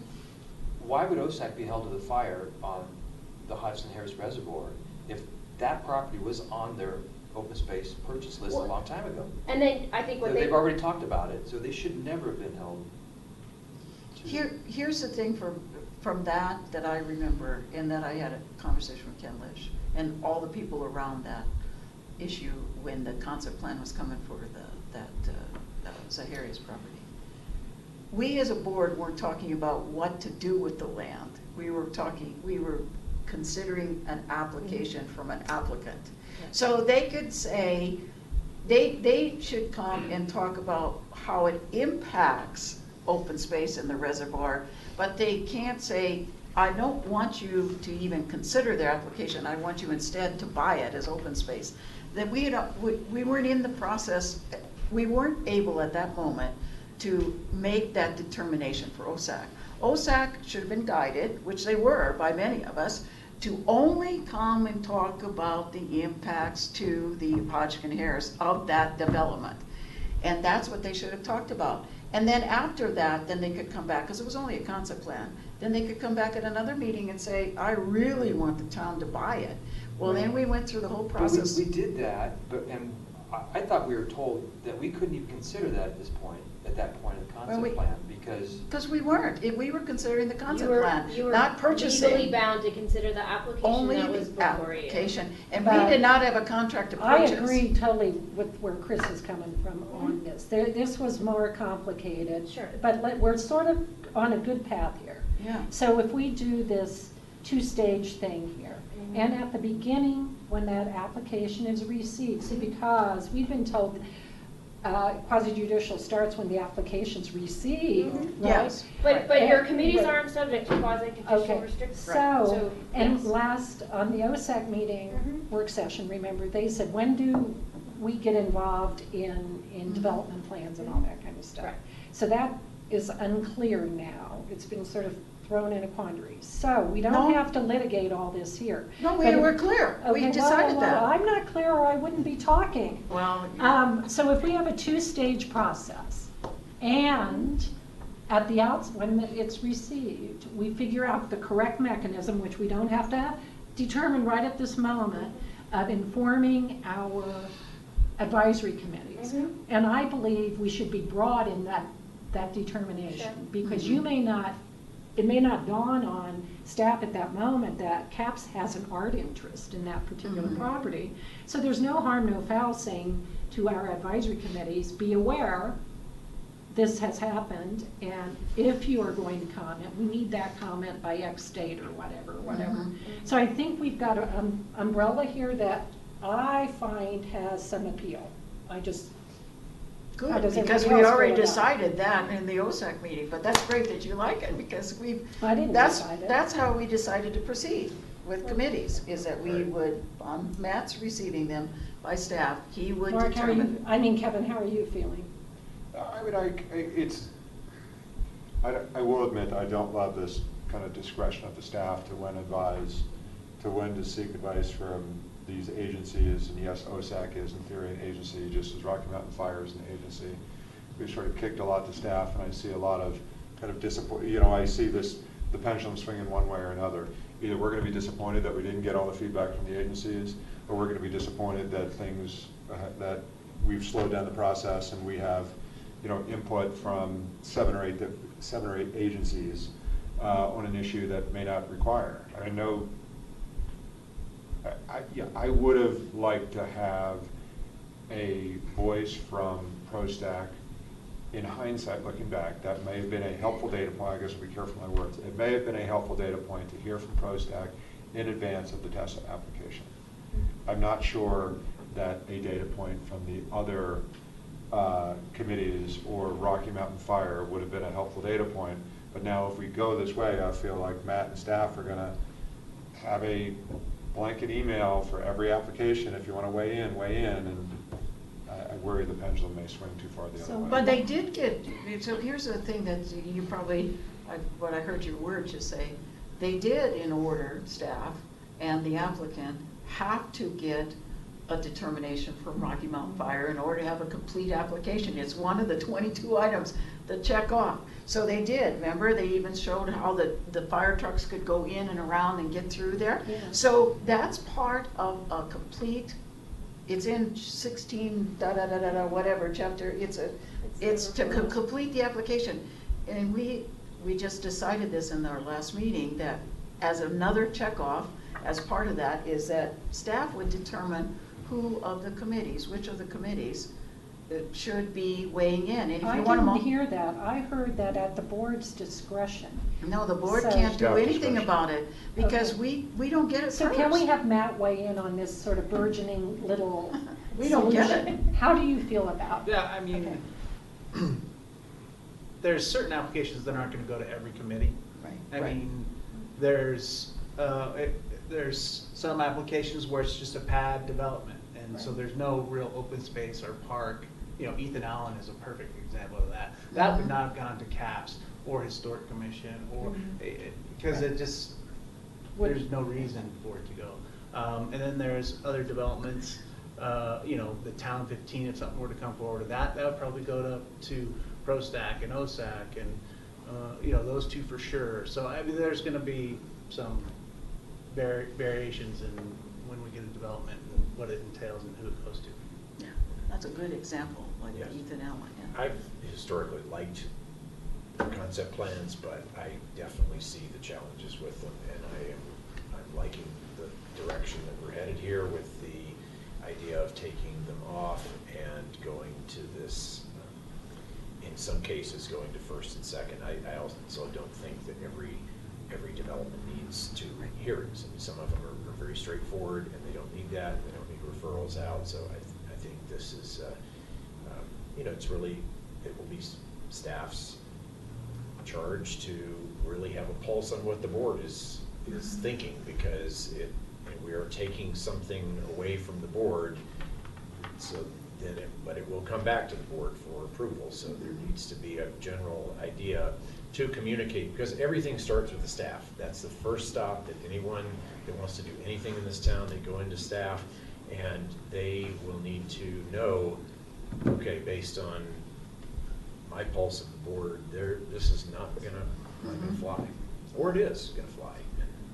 So, all right, we're over our Do we have to time. do a code change for that, other than take concept plan out, or how do we do No, this? because right now the reviewing agency section allows the manager to determine any other reviewing agencies, so that's fine. Yeah. So we're set there. We would need a code amendment to remove the concept plan if that's what the board wants. And that would be a very simple ordinance that just gets rid of that section. And this first reading kind of, second reading? That is fully at the board's discretion right now. We could codify a process, but really what that means is when you see an application, I'll use Tesla as an example. Mhm. If at, 11 o'clock, someone says, you know what, I would like to see these 5 things changed. And that would make me want to vote for this at the, if they're willing to change that. I'm just using this as an example. And the board said, I think you're right, let's continue this for 2 weeks or a month or whatever it may be, and, just throwing it out there. And let the applicant determine whether or not they'd like to make these changes that the board wants to see. Right. But you don't have to do it every time. So right now, you could do it if you want to. You always have the opportunity to continue a public hearing as long as you want, if you recall the town center. I think we had, how many? 8, 9, At least. 10? 9. So. Long. And then, but on the other hand, Ethan Allen, FDP, was a Right. good example. I mean, that was done in one meeting, and I think Mhm. it was an hour and a half or 2 hours. Well, we're talking different things, so we're talking PD plans versus FDP in No, some you can cases. do it with an FDP too. No, but I'm Yeah. saying the town Mhm. center was mostly the PD plan amendments. Right. But in FDP, I think that we should take more time when needed and when there's a lot of questions and a lot of resident input, because that's what I always go back to. If residents are starting to go, wait a second, what about this? Then we should take the time to let them be engaged. Here's the functionality of this all, Kendra. It does come down to the individual perceptions of the trustees on the board at that particular time. Sure. And I fear that if we don't formalize this, it doesn't have to be in a code change, Mhm. but it at least has to be in a memo. Okay. That, because we're about to get a new board, Mhm. right? Sure. And the fact is, political motives sometimes would dictate, oh, we've got the votes, tonight we're gonna vote, right? Mm-hmm. And that's what I want to avoid. I want system. I want something, for example, as major as Tesla, that we go into it knowing this first meeting on it is going to be this, and then the final vote is at the second meeting. I don't want that to be iffy, where you go in the first meeting not knowing if you're gonna have a two-stage process Right. or a one-stage. I think it's fair, what Matt said, that on Ethan Allen, it's agreed upon at the outset, it's a one-stage process, right? But I want it agreed upon that on the bigger things are two-stage. So if that can be more of an working operating memo, so we're all on the same page, et cetera, I'm happy with that. My concern is you won't have agreement all the time on Okay. whether it should be one Right. or two. I think, well, let me just, one way to delineate perhaps, as Rita was saying, is the PD amendment's an ordinance. Yeah. So what you could do, I'm just throwing it out there, is any ordinance changing a PD or adopting a new PD, by ordinance, you could have 2 readings of that ordinance automatically, done. Right. FDPs are done by resolution. Mhm. Now, if you do an FDP public hearing, you still will always have the opportunity to continue that public hearing if you like, but it's not required. You could require 2 readings of an ordinance approving a PUD. Just throwing it out there. That And see, 2 readings bothers me. 2-stage process is what I mean. 2 readings, a lot of times we do the 1 reading perfunctory, and then it's you could do, just a yeah, done we could deal. put that in there, 2 readings with a public hearing at both, at which the applicant, I mean, there's That's a just lot a of- technical term, Yeah. that you know, Well, a it's a more than meeting, 2 technical in my meetings. brain. It's a Well- 2-step process in my Right, brain. well, which is what we've been discussing. I'm just saying, if you right? want to delineate between Yeah. ordinance and resolution, that's a pretty common delineation with other municipalities where they have 2 readings on all ordinances. So, and I'm using reading, but 2 stages. 2 meetings, Yes. 2 meetings Yes. before you, 1 meeting and then a second meeting for the final vote. Yeah, But I like that, and then that would have worked for the ordinance we had versus a resolution Mhm. at this last meeting. So we had an ordinance, which would have required 2-step process, the Texas 2-step or the Superior 2-step. And then but the resolution could have followed then, would have had to follow after the Kevin, you're ordinance. looking troubled again.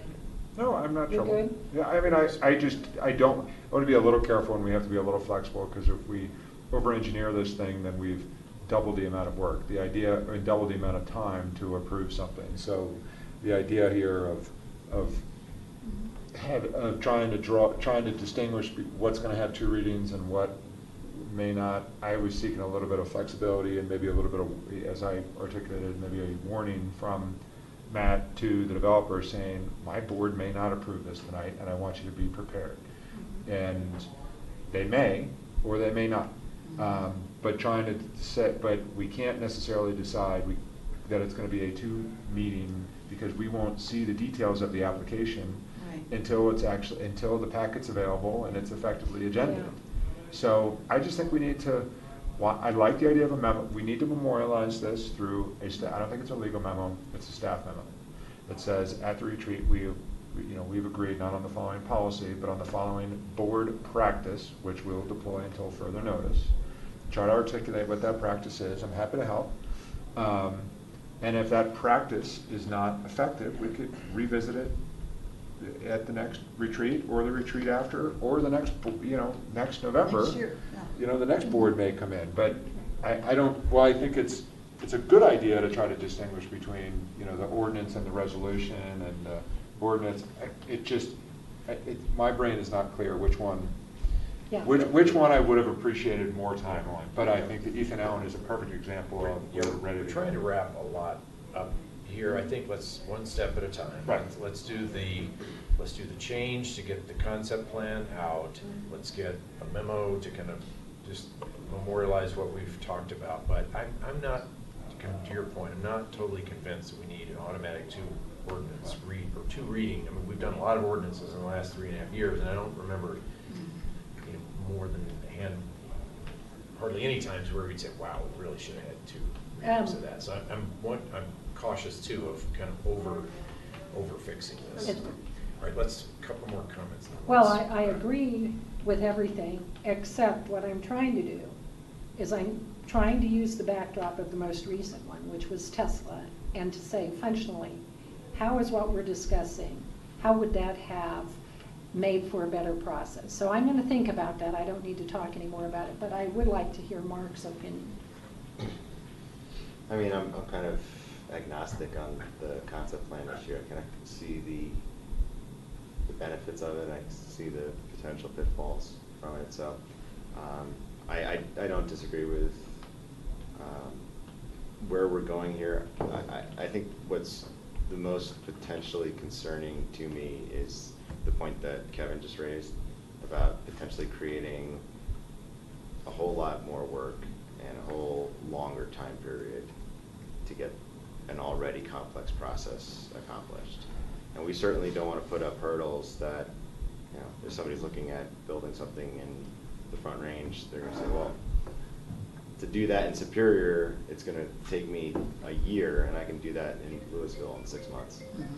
And you know, I'm worried about the unintended consequences of changing things.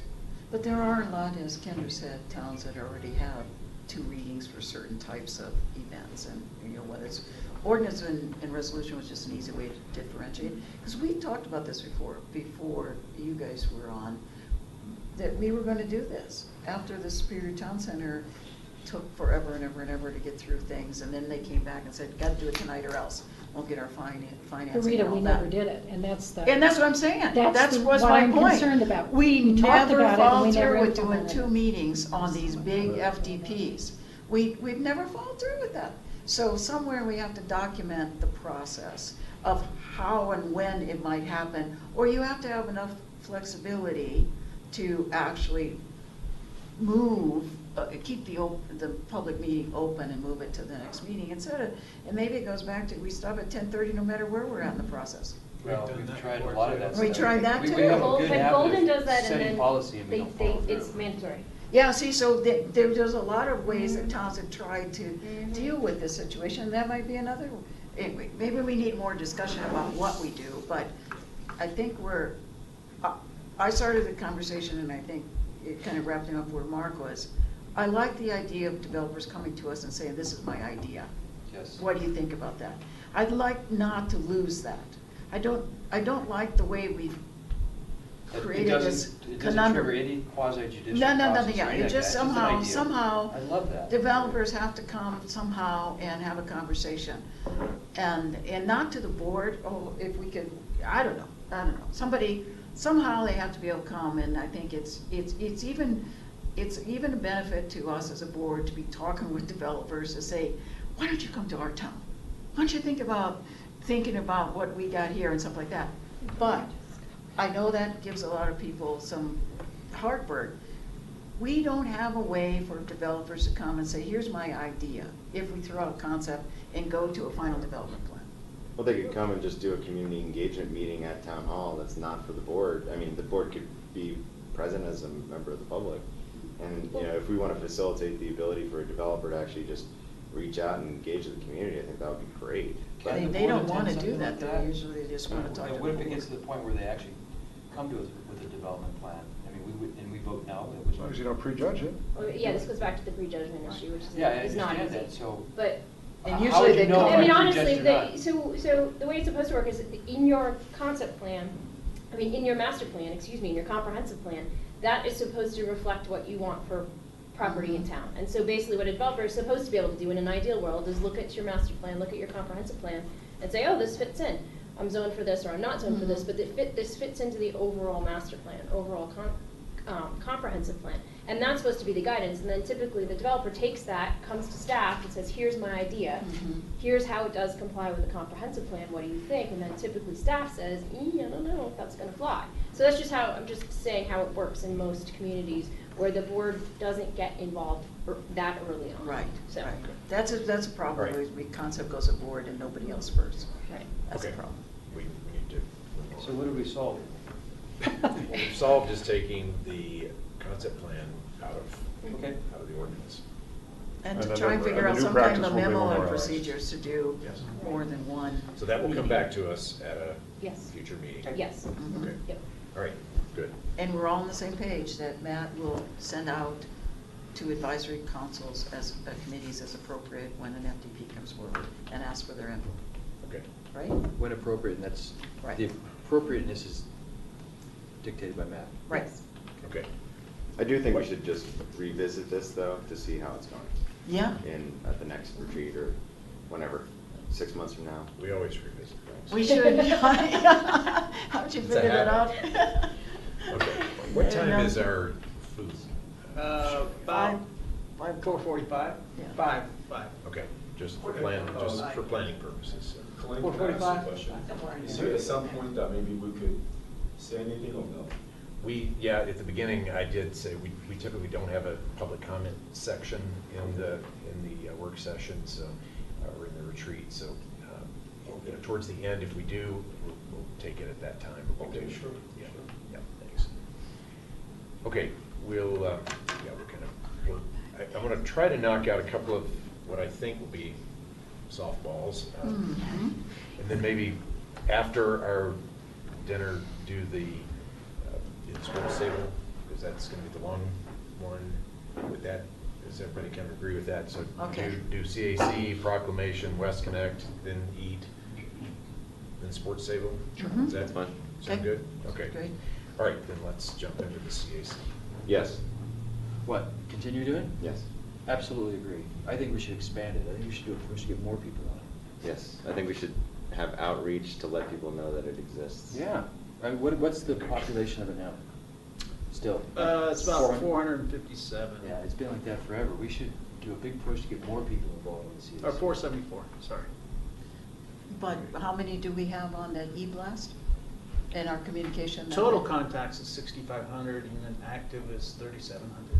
I think that'd be great to have 3,700 on the CAC. But why would we have Are two you- different being communications? serious? I'm Yeah. being absolutely serious. Okay. I mean, I think some of us have taken a lot of hits on the CAC, but I still think it's a great thing to get a lot of good comment back from Okay. and All right. and I input just- on fixing your home and everything else. Sure. I'm dead serious. I've been Okay. serious about this since the I beginning. agree. I mean, I don't like it, but you can't have the good without the bad. So the good far outweighs the bad to me. I mean, I cringe and it goes into a special folder that I open in the right mood. But you can't have the good without the bad. It's got to stay, and to delete something and to eliminate something like that would be run the risk of being less transparent. Yeah. And it's just not something that I like. If we deleted it, it would be with me kicking and screaming. And I'm just a free speech absolutist, and you know, we're a government offering a means for the community to communicate, and you know, for us to then muzzle that forum, 100%. I think the optics of it would look terrible, particularly given the time that we're actually considering it, you know, given kind of recent usage of the CAC. But you know, I think I agree with Chris. I think if we broaden the participation, you know, with more outreach, I think that will lead to, you know, there's always going to be some bad actors, but we have a lot of, you know, good people in this community, and I think we need to self-police and, you know, stand up against, you know, bullies. And if somebody's abusing it and, you know, sending profanity-laced emails or something like that, well then, you know, on a case-by-case basis, maybe there needs to be some sort of policing of it, where you lose the privilege of. I think if you expand it, it gets policed more. I think it will, yeah, I think definitely, and I think the community will not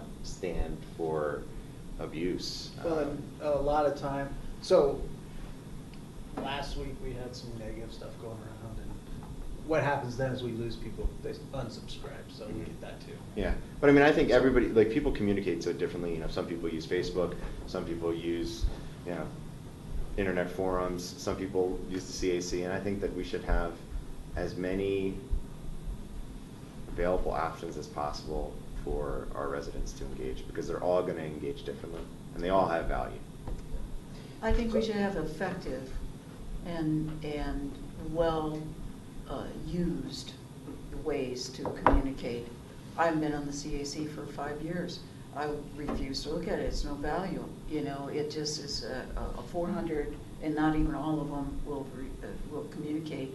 Of those 400, I don't know how many are active. Probably a couple hundred, perhaps. You could probably figure that out.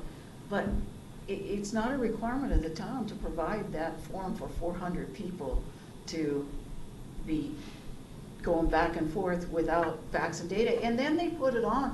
People respond in the CAC and they think it's because it's presented by the town. It's an official town, an official way for them to communicate to the town, you know, publicly, that they're providing public comment to the town. Well, they're not, you know, and so, and I never look at it. I won't participate in it, and it's just not enough. I want to participate through our official town communication, not through some 400 people working on their own little anger issues, you know, there. And usually the facts are not well defined. That's right, that's right. I You agree know, with that. so occasionally, sure, they'll say, do you know a plumber? And those are all valuable things. But there are other ways to find that now in today's world than 2000, when I was reading your staff memo. Didn't you create it in 2000? Mm-hmm. And so a lot of things have changed in the last 20 years. And so I think that we should expand our official communication, our Sentinel and our e-blast and all that, rather than keep this alive for 200 people to start throwing daggers at each other and not to have the facts fully in command. Usually these things are not very fact-filled, these So I comments. learned a couple of things reading the staff memo that it was created in 2000. So to me, it feels like AOL technology, America Online, and you know, you get all these, you've got mail, you know, they just keep coming and you can't turn them off unless you unsubscribe. So that, it just doesn't function like other mediums can, that you can regulate the flow. If you want to get daily updates, if you want to get minute by minute updates on Nextdoor or Facebook, you can do that if you want them. If you don't, you turn them off or you dial them back. And so you can regulate your content, and you can't do that with this. It was pointed out that we've got a lot of bogus names, and that there's no regulation on it, and you talk about dialing people back. There is no dialing There's back. none. And the fact that it's costing us money, I had no idea that it cost us money, but I mean, I should have figured that it would have cost us money. But I mean, the idea that we're spending any money on this, I'm not in favor of it. So to me, yes, I know we'll take heat for if we were to take it down, but you look at what other community, no other community has this. Community bulletin No, boards? they don't. Well, Not they don't like have them this. provided by the town. Yeah. They don't have them provided by the town. That's the key, is does the town pay money to let people banter back and forth, and a lot of times bash the town, bash each other, bash us. It's not a town-provided thing. There's plenty of avenues out there for people to do that on their own, but you know, being a town function, it just makes no sense to me. I subscribe to it because I'm an elected official, and I feel like it's important for me to have a finger on the pulse of what's going on, and occasionally I'll get in there and I'll respond to something if I have an answer or want to express an opinion. But it's frustrating that on these, when something's noticed as a public hearing and we're getting questions that we know that the public's probably like, well, why doesn't the mayor respond? You know, sometimes he responds about other things. Why didn't he respond now? Well, I can't respond because that's you know, the regulations that we're under. And people they don't understand that. They're not tuned in enough to, you know, to know all these little intricacies of when we can and can't. So, but because it's a town-provided service, I think there is this expectation. Well, it's your service. Why aren't you listening to it? So that's, And the few people, some of the people that are on there will say, I've heard them say, well, I never knew about this until I saw it on the CAC. Well, then get on the e-blast. Right. Read the Sentinel, read the minutes, read the agenda that's going to be of the town board. If you're on the e-blast, you'll get the agenda of every meeting, every public meeting. You won't get that on the CAC. So I think that by leaving it out there for 400 and some people is really a problem for us as a town, because it appears like we're communicating with the residents, and we're really not. We're communicating in a very small group. And to that end, I would, if it's going to be a discussion board, I would say let's stop the practice of having the town send out, you know, the board announcement. I mean, board announcement or town announcements, sometimes they come out on the CAC, they always come out on the town e-blast, but I would say stuff coming out of the town should be the e-blast. Right. Otherwise, it's duplicative, And it kind of reinforces this, that it's a town communication channel when things come out there. So let's hear from Sandy, and we need to, if we're not, it doesn't sound like we're gonna have agreement here, and maybe the, maybe the consensus is leave it alone, and if we leave it alone, we leave it alone. But My recommendation would be to send a notice over the CAC that effective on a certain date, the town will terminate this list, which, you know, you can say for whatever reasons, and to invite all 465 people to sign up for the e-blast list, so they're sure to get all the communications as well as the sentinels and all this kind of stuff, and then encourage the use of Nextdoor 0027, the Superior Facebook page or whatnot, to continue these discussions in, you know, along the methodology that has grown into place over the past 18 years. Let me just, I know we just got split on this issue, but the very reason why you guys are saying to kill it is the reason to keep it. You're wrong. Disagree. I'm sorry. You're Why, just- what is that reason again? The Help me fact that if understand one person came to us and said, I learned about this on the CAC, we keep the CAC. And we do and these are not mutually exclusive things. I dislike Facebook. It's a necessary as a public servant now to be on the 0027 Superior thing, but I dislike it. I would otherwise drop it if I was just a regular member of the community. I happen to manage my life via email. That comes in. I figured out how to keep it as a folder. I just think that the fact that it is a forum for the community to communicate back and forth, sometimes with facts, without facts, directly, without sort of reading filtered news from the Sentinel or the Engaged Superior, you know, a separate portal. 10% of our households are registered here. That to me is not insignificant. This feels like it's a keeper. I get more. I get more. No, I get you more- can't say You're not household, you have to do interpreting population. Yeah. So 400 out of 15, Yeah. 13,000 is what we got. It's not A lot of population. places, two And- or more of a and there- household. Okay, but either way, it's not, I don't view this number as insignificant. I think, you know, I get more stuff, I don't want to say more, but I get regular grocery store, hey, what about this around the CAC than frankly I do about the 0027 or the Superior thing. There are a lot of people that are reading it. I wish the language wasn't inflammatory. I wish there weren't bad actors out there, but I think it is a unfiltered method But of communication. understand on the other But that's a problem, mechanisms, it's there, unfiltered. it's not unfiltered. 0027 monitors, there are codes of conduct on 0027 and on Nextdoor. Mhm. There are codes of conduct, okay? And I'm not Facebook either, but I assume there are codes of conduct on Facebook, okay? So if we choose to continue to have this at a minimum, we are going to have a code of conduct, and we are going to have to monitor whether or not that code of conduct prevails or is applied by the person. We are having an election. I have now been through 4 or 5 election cycles in my time, this 5th one, I think, and things get very nasty. And before a person, a candidate, has the right to set the facts straight, the election may have already occurred. So we are facilitating a very powerful mechanism that right now has no codes of conduct and has no monitoring. And that makes me feel very, unsafe So going when we into say an that it's election too cycle. small and insignificant, it's code word for, we don't like the fact that it's, you know, an unmonitored,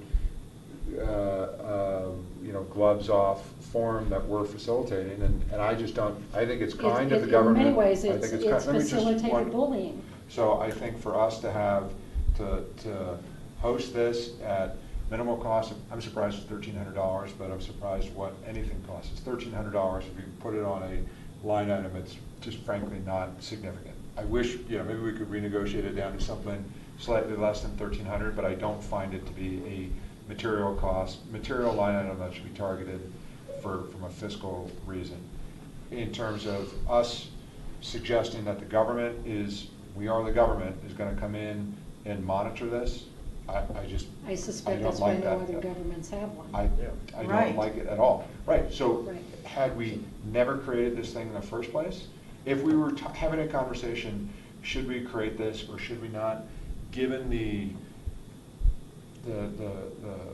social media existence and ugliness today, then I'd probably say, I'm not sure it's necessary. Right. Email is And it's- 18 years old, right? Yeah. But now that this thing is out there and it's utilized, I don't have an interest in, I personally do not have an interest in taking it down. So we're split. We're Right. 3-3. We have a 7th board member who's not here. I'd like to hear what Sandy has to say, so we're not going to reach any. She just texted me right now, she's with me. No, she's not. No. I'm totally teasing, I'm totally teasing. No, Sandy was at the Nice. coffee on Friday, and Mark's my witness, So- and she said Well- that only with appropriate monitoring. So let's table this Mhm. and perhaps. It's good bring it back- discussion. It is a good discussion, and I'm frankly surprised that given this was an agenda item that was on the front page of the CAC, that we got goose egg comments on it. So, I mean, that's kind of significant to me too, that we've gotten 0 comments about taking it down. But I'm sure if we took it down, we'd get a lot of comments. But- Well, you wouldn't be able to see them. Right, tree That's- falls. No, we. So I would say, good discussion. I'm sure there will be more discussion. Let's bring this back. I'd like to hear from Sandy Hammerly in person, and then I think we should make a decision. I mean, either keep it going or. I think somebody- it's a good idea I mean, nobody take this the wrong way, but I'm surprised that there was this discussion and somewhat, not a decision, but there was some direction that was going towards the CAC at a meeting where not all the trustees were Well, there. if we were going to decide to take any action, I was going to insist that it be put on a regular agenda item Yes. at a regular meeting, and no decisions made here. Yeah. Because we've been down that slope before, and I agree. I would definitely not So So let's advocate put for it as an that. agenda item for a board meeting, and let's make sure that the public, the residents know that it's going to be discussed and potentially be eliminated. And maybe you will get some of the residents here, because we Okay. don't allow public comment here, Mhm. so we couldn't expect anybody Okay, to I take would action. welcome that. I would welcome an agenda item, and. Yeah, and I think my last comment will be, in case it doesn't come up with an agenda item anytime soon. It's been a very ugly thing, and the reason I left it 5 years ago was because they were very ugly. When someone gets targeted, you get targeted, and it doesn't matter what you say, doesn't matter what facts you have. The facts don't matter at all to That can most happen people. anywhere though, Rita. and I'm not saying that, I'm saying that there's been a lot, it's happened to all of us. It has And happened. everybody in that, and I think that for the town, we don't have an obligation to provide a way for people to be ugly. We don't have the obligation, but one of the things when I first moved here, when I got on that, I thought, wow, this is great. Well, was it, but We that have- was a long time ago. It was a long time We got ago, a but I lot of think it's other a ways good to thing, communicate and- now that weren't there then. I think that it actually backfires on some people, because I Mhm. think a lot of people in this community that are on that say, that's not a good person. So I think that Let's- it's helped. The good persons are also named as not good persons years later because they remember what was said on there, so. All right, Okay. let's bring this back as an Mhm. agenda item on a future meeting where there's time. I would hope that we can kind of condense it down to maybe a 15, 20-minute discussion. Good luck. And Public comment's gonna be longer than that. we'll see, Okay. we'll see. There was no public Okay, comment so today B about was it. supposed to be easy, wasn't that what you said, Chris? I thought it was gonna be really simple. Do we know if the I saw the food come in. food's coming in? Do we Okay. want to take a break now, or do we knock out one more? Let's do Pro- proclamation. Proclamation, let's do that. Proclamations. So current process for proclamations now is if we get a request or if a board member has one that you would like to consider, we circulate that around via email to the board, see if there's any comments or objections. And if there are no objections, then we'll schedule it for a future board meeting for your consideration of adoption. There was a request to more formalize the process, and so staff went through some of the other cities' procedures for proclamations and drafted a policy for your review, which was included in the packet. And basically, what the thought was from staff is we would have a online procedure that someone could fill out to submit a proclamation for consideration, and that would go to myself or Phyllis or somebody, and then that would be So circulated. anybody could go, anybody in the community could go on there and say, I want this proclamation, and that's not how it's done now at all. So the proclamations now are drafted by you or the mayor? No, we typically receive them from somebody. Oh, okay. Yeah, and that has a proclamation that they would like you to consider, and we circulate that around. We put it in our format and then we circulate it. I've never had an issue with the proclamations, ever. I always thought the proclamations were cool. The only issue I would have with them is that if they end up in the consent agenda. And I think a proclamation needs to be actually read, right? We don't, they end up in the consent agenda sometimes. They're always in the consent agenda. I remember when Andrew was, And and that's I'm not the- comparing you there, yeah. but when Andrew read every one of them, and I thought, that's the purpose of, you want, you're Yeah. proclaiming something, right? You could always pull it, but, all right. Yeah, You could.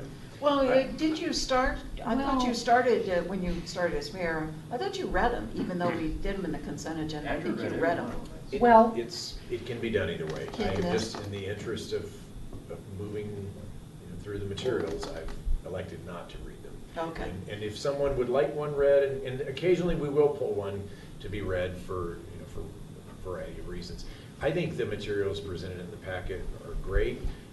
My only comment is I don't think the online forum will be used hardly at all, because we, as you said, most of the requests we get are from one that's already drafted, and we circulate it, and we adopt it, and that's done. But I don't think it hurts to have a policy, and it might actually encourage others to create something that they thought couldn't have been done. So I think it's a good thing. I like the structure that it creates. I think it makes us look more professional, and I would be fine with this as drafted. I think it's great, and I think the thing it addresses is that first bullet under proclamations will not be issued for matters of political controversy. Remember the Paris Climate Agreement one? Yes. Yeah. Right? I voted against it for exactly this reason, and I am a big supporter of the concept of climate change, but it was a matter of political controversy.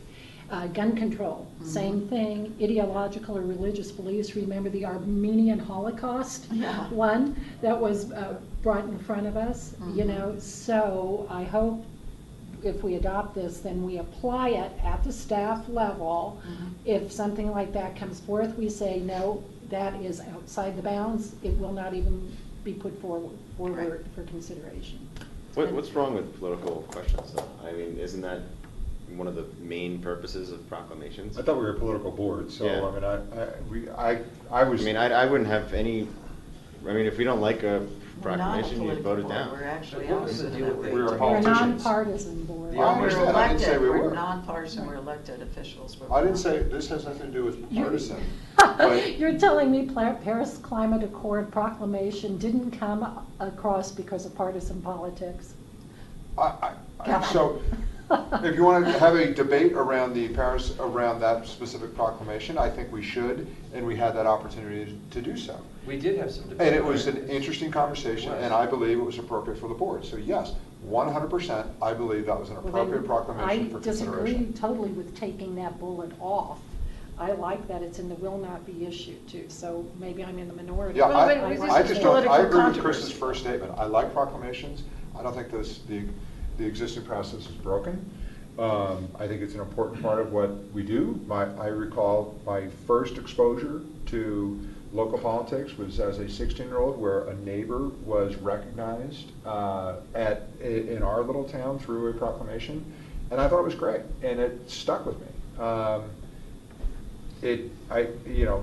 They shouldn't. I think common sense should prevail, and I think if you have a policy that it will not, in caps or highlighted or whatever that says, be political, I think it's an issue. I think if it was, I think this is a very highly functioning board, and we have an appropriate dialogue, an appropriate professional dialogue.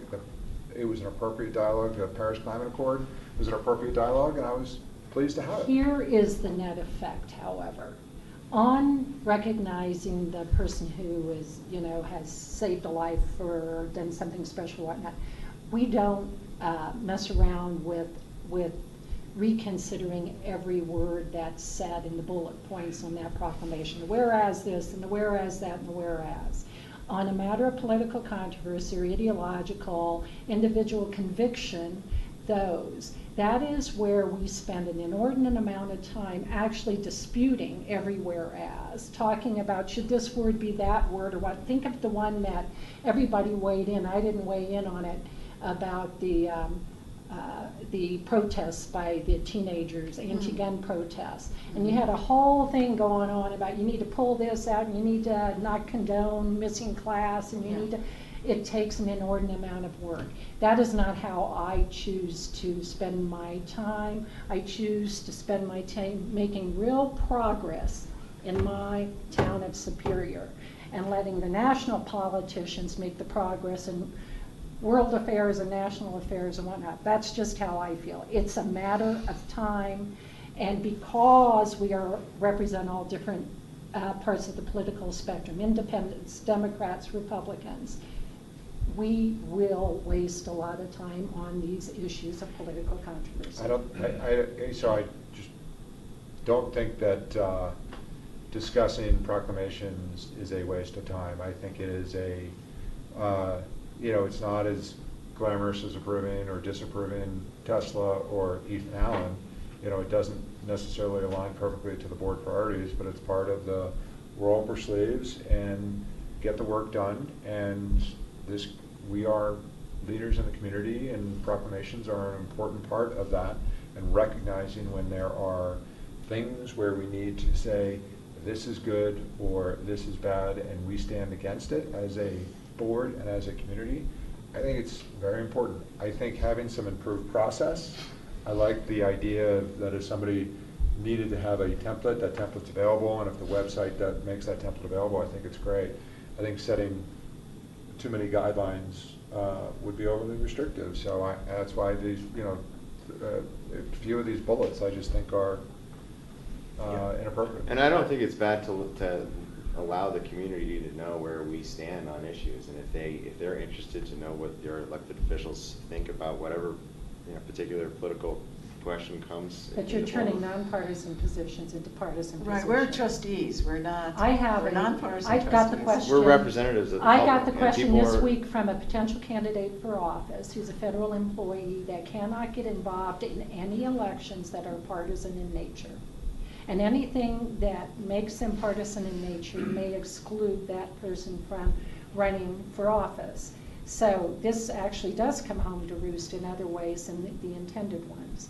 So I like this formality, and I like what they can be issued for and what they cannot be. So I like this. I mean, how does anybody else feel? Personally, you can have any position you want from a political perspective, but we're nonpartisan trustees for the town of Superior, and so we need to represent the best interests of the town and not the best interests of a particular party or group or sect or whatever. So I think that we have to be very cognizant of what things we proclaim. We proclaim what's affected by the town and what's impacted by the town. But when you start talking about controversies, political controversies or ideological or religious beliefs, all those kind of things, individual convictions, I think we just need to say, like we did about we support like we said in the proclamation for the kids, we are against violence in schools. Absolutely, everybody can be against for that. But once you start, or even like another one we had, I can't remember what the name of that one was, so they were trying to have us proclaim that we are against the Second Amendment as the town of Superior, that we agreed that gun violence killed 98 people every day when most of those are from suicide. And so you have to go back and you have to kind of pick and choose through all of that. So the easy thing is just to say, if it involves a political divide, why should we, as a nonpartisan board of trustees for the town of Superior, get involved in that? We're not at that higher level of political activity. Most of the requests, though, that we get are from someone or a group within the community that passing this it means a lot to them personally. So I agree. I want to err on the side of not restricting and having us just decide them on a case-by-case basis. We're not talking about a huge volume here. So I'd rather see the list of what can be done for, and less emphasis on what cannot be done, and then we just take them case by case, and. Then why do we and- have this? Why are we doing this? Because we, Because that's standard policy, so we didn't, I mean, that's what's been in place for 8 years that I've been on the board. So why are we doing this, other than to put your name down here and? Why are we doing what? Seeing this tonight right now? Yeah. Didn't- Why didn't Sandy you just wanted leave to it? tell me. Yeah. Sandy Hammerly. says, Why are we suggested not? based on so many questions and comments about So certain I think proclamations. let's review it when Sandy's here to defend or let us know if this has achieved what she hoped it would, et cetera, and let her weigh in. All I right. think, I do think whenever we say things like will not, shall not, may not, you know, that may be a little strong, especially if you put Yes. them in bold. Right. But you say proclamations Generally. generally, Generally. yeah, Yes. will be avoided. Right, that, I think- right. yeah. The first section's great. I would just, instead of being, proclamations are encouraged for, you give 6 or 7 examples, and then it's just, and here's your process to do so. Right. But not say, not take a stand against whatever proclamation should not be, Right. and we'll consider it. But you could say generally proclamations are not So when Kevin appropriate. turns 100, we can do one. Please. Yeah, didn't we do one for Ted Asti? Okay, so I think let's, based on these comments, let's circulate this. Modify a little bit. Let's modify a little bit, circulate it by Okay. email. We don't need to bring every one of these things back. from Right, okay. Our retreat, so let's try to wrap this Well, up. just for the record, if we get rid of that second section Not get rid of it, entirely, but saying that, oh, I'm but sorry. if we You're get rid of it suggesting that. entirely and say what proclamations can be issued for and have those 6 bullet points and get rid of the second one entirely, I could live with that. Because they can be issued for, and we've said significant contributions in service, significant anniversaries, cultural or Yes. historical, okay? I Again, can not live with can, that. but generally are, I Well, think would be and, better. and then things that are not on that list are what we Are the defer concepts. to Sure. as a case-by-case basis, so Okay. I like that. I can live with suggestion, that. yes. That Okay. was Okay. Kevin's Are we suggestion. double timing this room as a meat locker, Matt? Is that the? I'll turn it. Yeah, what happened? Is it, do you go home and to 4:30? We're balancing out for how hot it was at the Tesla meeting. Oh, God, that was so hot that night, wasn't it? It was crazy. All right, let's take a, No, the food's not here yet, sorry. Oh, that wasn't the Oh. food that came in, that big? No, food, I think those. with the vending machine. Sorry, Okay, you're just okay, teasing us. okay. But we I can saw do somebody that. come in with a We big can pile. look through the West Connect PEL thing if you want to. And, Oh, the proclamation thing. Food's here. It said that Okay. we'd send it to town clerk. I think it should go to you or to, Yeah, not the I clerk. can change that. Yeah, Okay. okay, All right. all right. Well, do you want to do PEL real quick and then? You guys wanna let eat them get first or set do up? PEL? Let's let them get set up. Okay. okay. We can do PEL. Okay, so, Can you tell them hungry? Yes. you- okay. Come on, you're always hungry. Where's your So snacks? the issue with the PEL, obviously, we've been working at this for several years and expressly excluded from the charge of West Connect was anything to do with the Jefferson Parkway because it's controversy.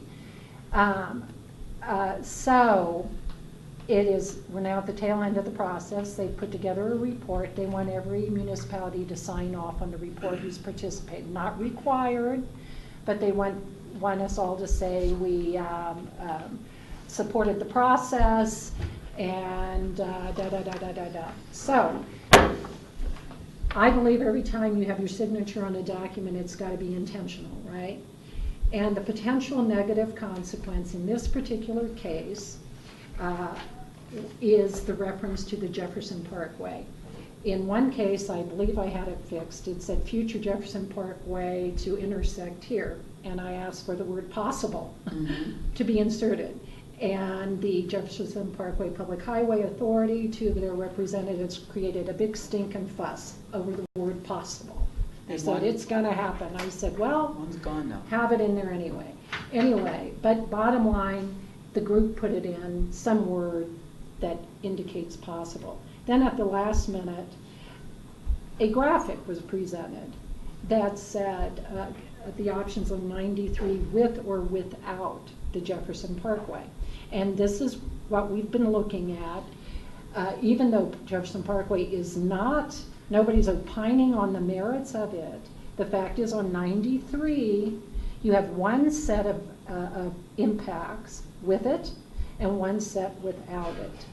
However, the concern of us signing this document is whether or not it could ever be used by the players in the Jefferson Parkway Public Highway Authority to say, see, the town of Superior signed off on the option both with it and without it. So in talking with the town attorney, he endorsed something along the lines of that letter that was attached.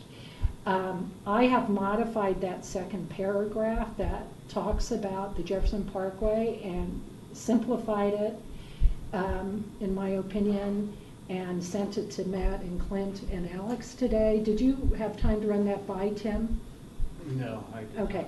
Well, and I asked Matt if he minded if I called Tim, et cetera. So the bottom line is the second paragraph is going to be, is to me more on point as I propose, and I'm happy to read it to you, because it says, as a foundational tenet, West Connect recognized the disagreement among its steering committee members regarding the Jefferson Parkway and agreed to remain silent on the matter.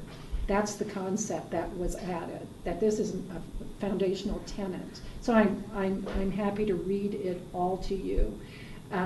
But that's the reason I didn't sign the document a week ago Monday. Some did, some didn't, but I wanted to have it crystal clear that with our signature, we continue to be opposed to the Jefferson Parkway at this point in time. With our signature, we're not endorsing the Jefferson Parkway. We're simply endorsing West Connect's PEL process, et cetera. So that's my part of this discussion. And then I believe there's a second part of this discussion. Boulder County and BOCO want a different option on 93 Boulder than the City. town of Boulder City and Boca. Boulder City and BOCO Mhm. want a different option on 93 from Highway 72 up to at least 128 and maybe up to Marshall Road. So we are actually in the second half stating Superior's position, which is different. Right. Right? Four So I lanes. just want people to know that. Mhm. And I'm happy to take that position. It sounds like you're happy to take I am that too. position too. I am too. I am too, after driving up to Golden last week to attend the first TIP sub-regional meeting on 93. It was outrageous, you know, at 8 o'clock in the morning, trying to get south or then later coming back the other direction on 93. In one lane in each direction is just not enough. Yeah, that road has been overdue for Yeah. improvement for a long, long time. And to put a third passing lane in is just, it's. Occasionally too, that's it's not everywhere, just right. every That- now and then. That does having- not, yeah. that does not address the problem. So Right. it- And to this is do what exactly what this West Connect was supposed to look at.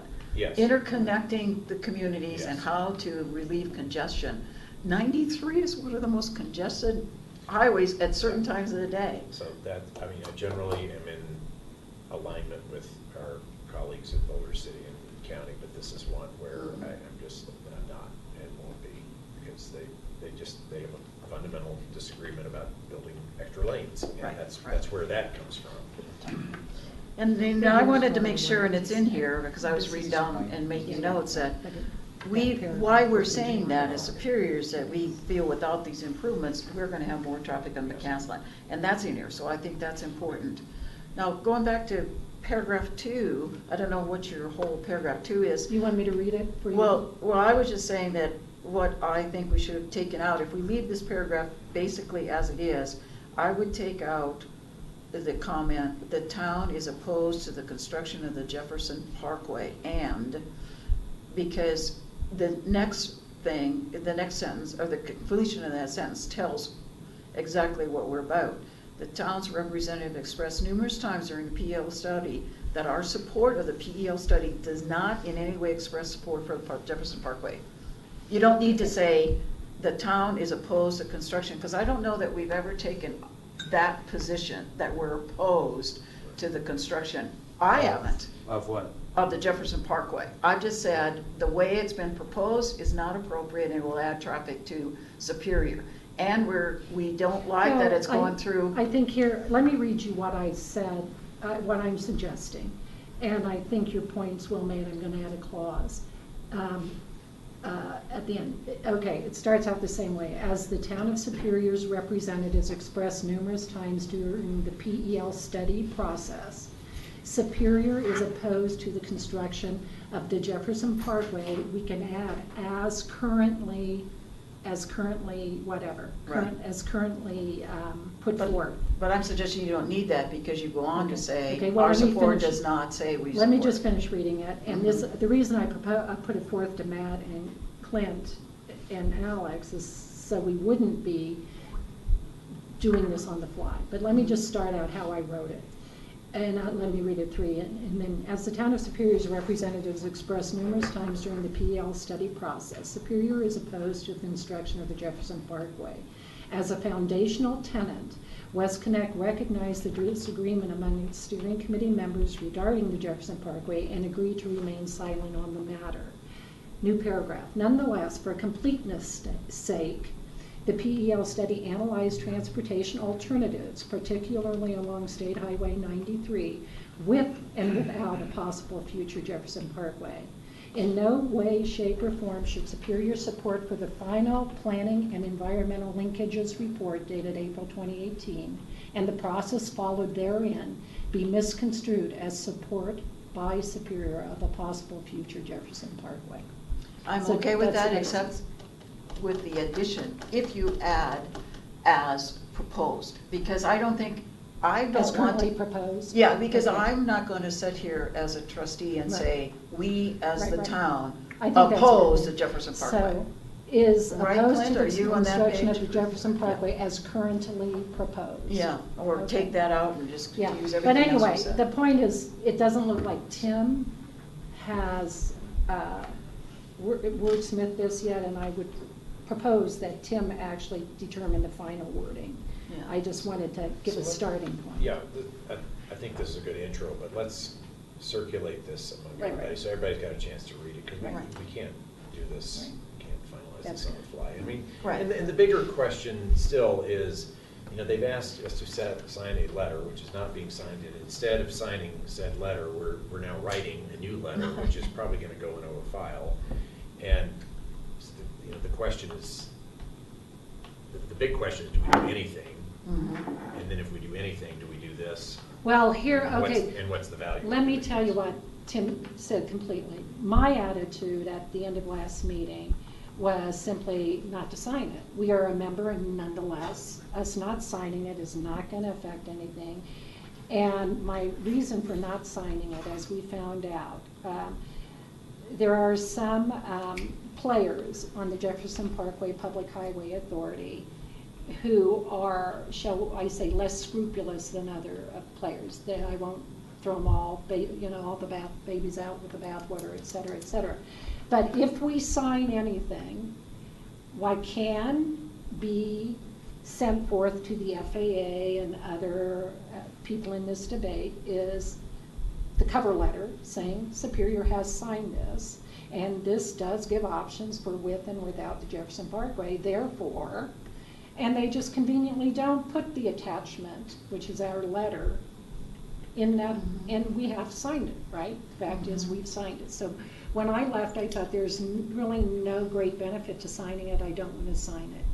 So in talking to Tim Gablehouse today, he suggested signing it. He suggested doing a letter of this kind, and he suggested then that he would send this letter to the players himself and make clear that we're signing it, but we in no way, shape, or form have changed our position on the Jefferson Parkway. So that's where he was. So to be clear, we can decide today, don't bother with it. No more time wasted, don't sign it, forget it. Or we can go more with the Tim Did Boulder Gablehouse. County sign it and submit their letter? Yeah. Or are they just submitting their letter and not signing it? They're signing it, and Okay. they submitted the letter, but they don't, their issue's totally different. They want to just go on record between alternative 1 and alternative 2. Yeah, I understand that. Which are going to all be litigated. Mhm. down the road, you know, as these transportation improvements are each individually considered. They didn't have to put that letter there, in other words. My view would be sign it with this letter. If Boulder County can sign it with a letter, then we can sign it with a letter too. Okay, all right, then let's finalize. Does that. anybody else care? I don't want to suggest I don't care, it's just. Do you care? You're a member of the Oh, pick committee, one. I think you've well articulated the response. Okay. I just think we gotta be a little, anytime, if you were crafting this Mhm. with staff, I'd be fine. Mhm. It's once you start getting advocates involved, that you. Oh, I'm not crafting it. I simply proposed this to staff and Okay. to two people of staff who are proposing it to the attorney. They will craft the languages, I believe I just said, that Gable House will craft it. Are Okay. you a supporter of the Jefferson Parkway? No, he's worried about Gable House being involved. Is that what you're Yes. worried about? Yeah. You're Well, he- worried about Gable House being involved? He's been our attorney on this issue. I understand, so. Okay. Okay, Alex, I think was very heavily involved in writing the one with Matt, right? So, yeah, right. Okay, well, the only thing I think you have to change is take out that we've been opposed to Jefferson Parkway. As Because currently that's not proposed, will be exactly added. completely, True. Perhaps. Well, that was, So, the still- board 6 Huh? years ago when we first really got activated this, and we were adamantly opposed to going through Rocky Flats. Jefferson Parkway. In its period. entirety. Okay. Because of impacts on the castle. Well, that was as well. never really clear to the public because you did most of No, that it in was the really executive clear to the session. public because there was Yeah. huge discussions about traffic coming down Okay, the Caslin all right. and Rock Creek Parkway and all Okay. that. There was, yeah. I got that. Matt, All do right. you agree that was the official position of a previous board? Previous board. Right. Okay, let's finalize that and circulate it, and let's get our sandwiches and come back in. Can we now eat? We can now Okay. eat. Dive back in, or do we need Uh, Martin or? Patrick. Okay, Straight with Patrick. okay. Well, that's good. I was going to ask you about it and see what you thought about it. Candidates, so. Yeah, I'm gonna try to help Mike, but, Okay. you know, I think. Well, I'll recommend him to people when I ask about As far as time, I need to be up in Boulder as close to 7 as possible. Okay. Okay. So if there's a chance that I can You've leave got plenty of 10 of 7, then. Okay. it'd be great. Patrick, can we interrupt your meal? And just run us through the image, what I thought we'd do is we'd run through the images that we've been working on, and then we can, Paul can help us work through some of the finances and costs and terms for this possible expansion of the sports station.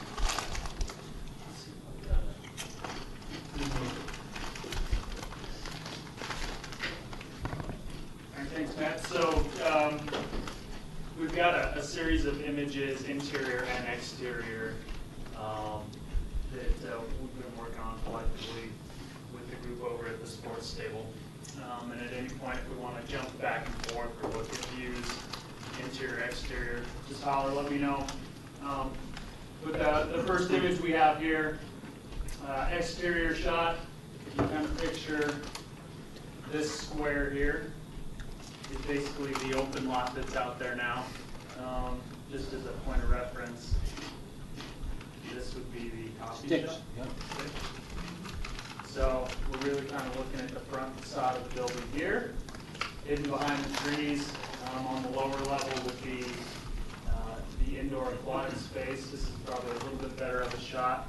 Sorry, get behind your one. No, Patrick, the pool would be dug down, right? Correct. For us to get the required height we need on the pool ceiling, we actually sink that pool down a little bit. Ideally, you want about 16 feet of clearance on the pool, so something down a little bit to achieve some of the height. This is actually a little bit better of an image. So this is if you were standing south of the building looking north, here's Sticks. This is the existing walkway corridor. Bottom level, really tried to emphasize that original concept of roll-up garage doors that you could open up in the summer months, some outdoor seating.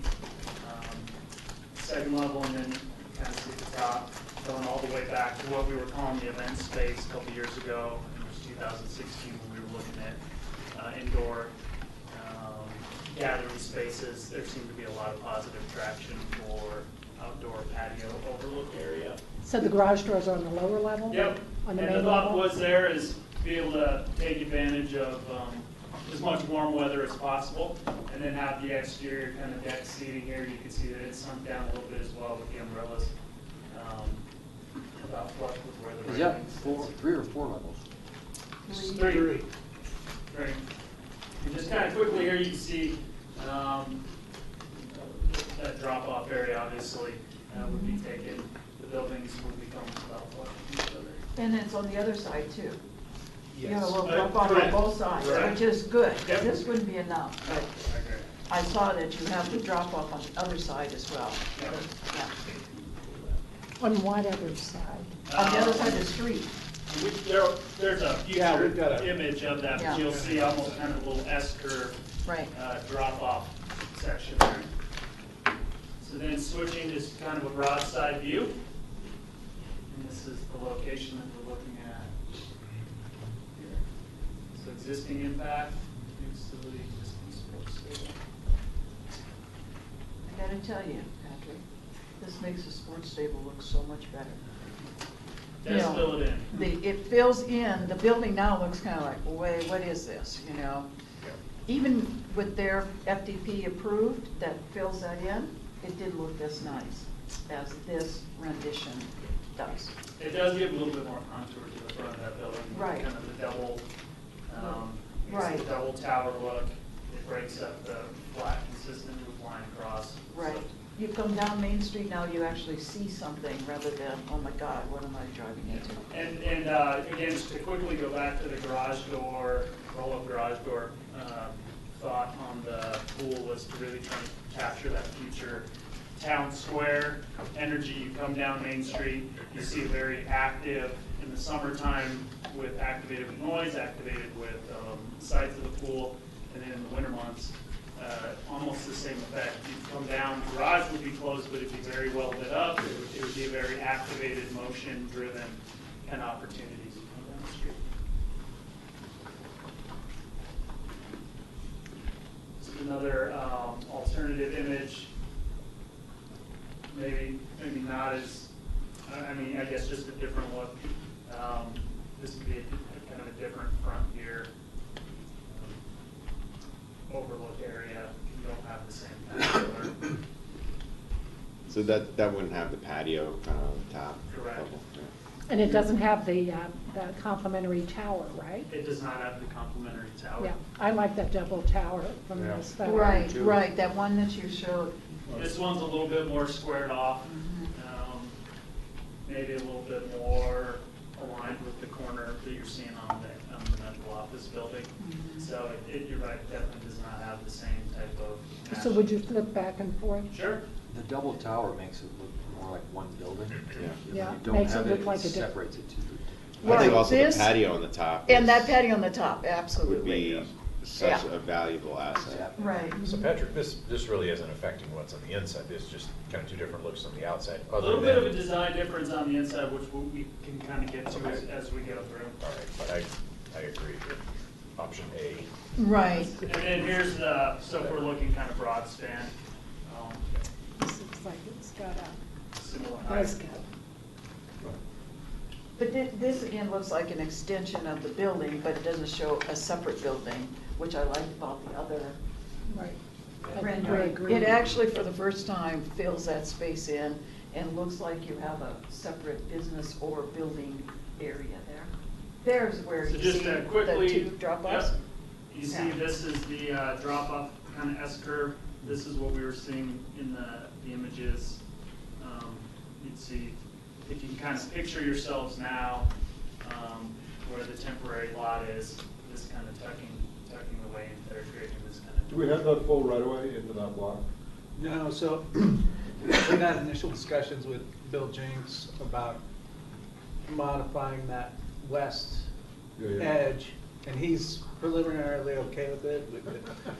The building that would go there would need to shrink maybe, or we would have to maybe eat into the plaza a little bit to Right. accommodate this, but. How do we, what about parking?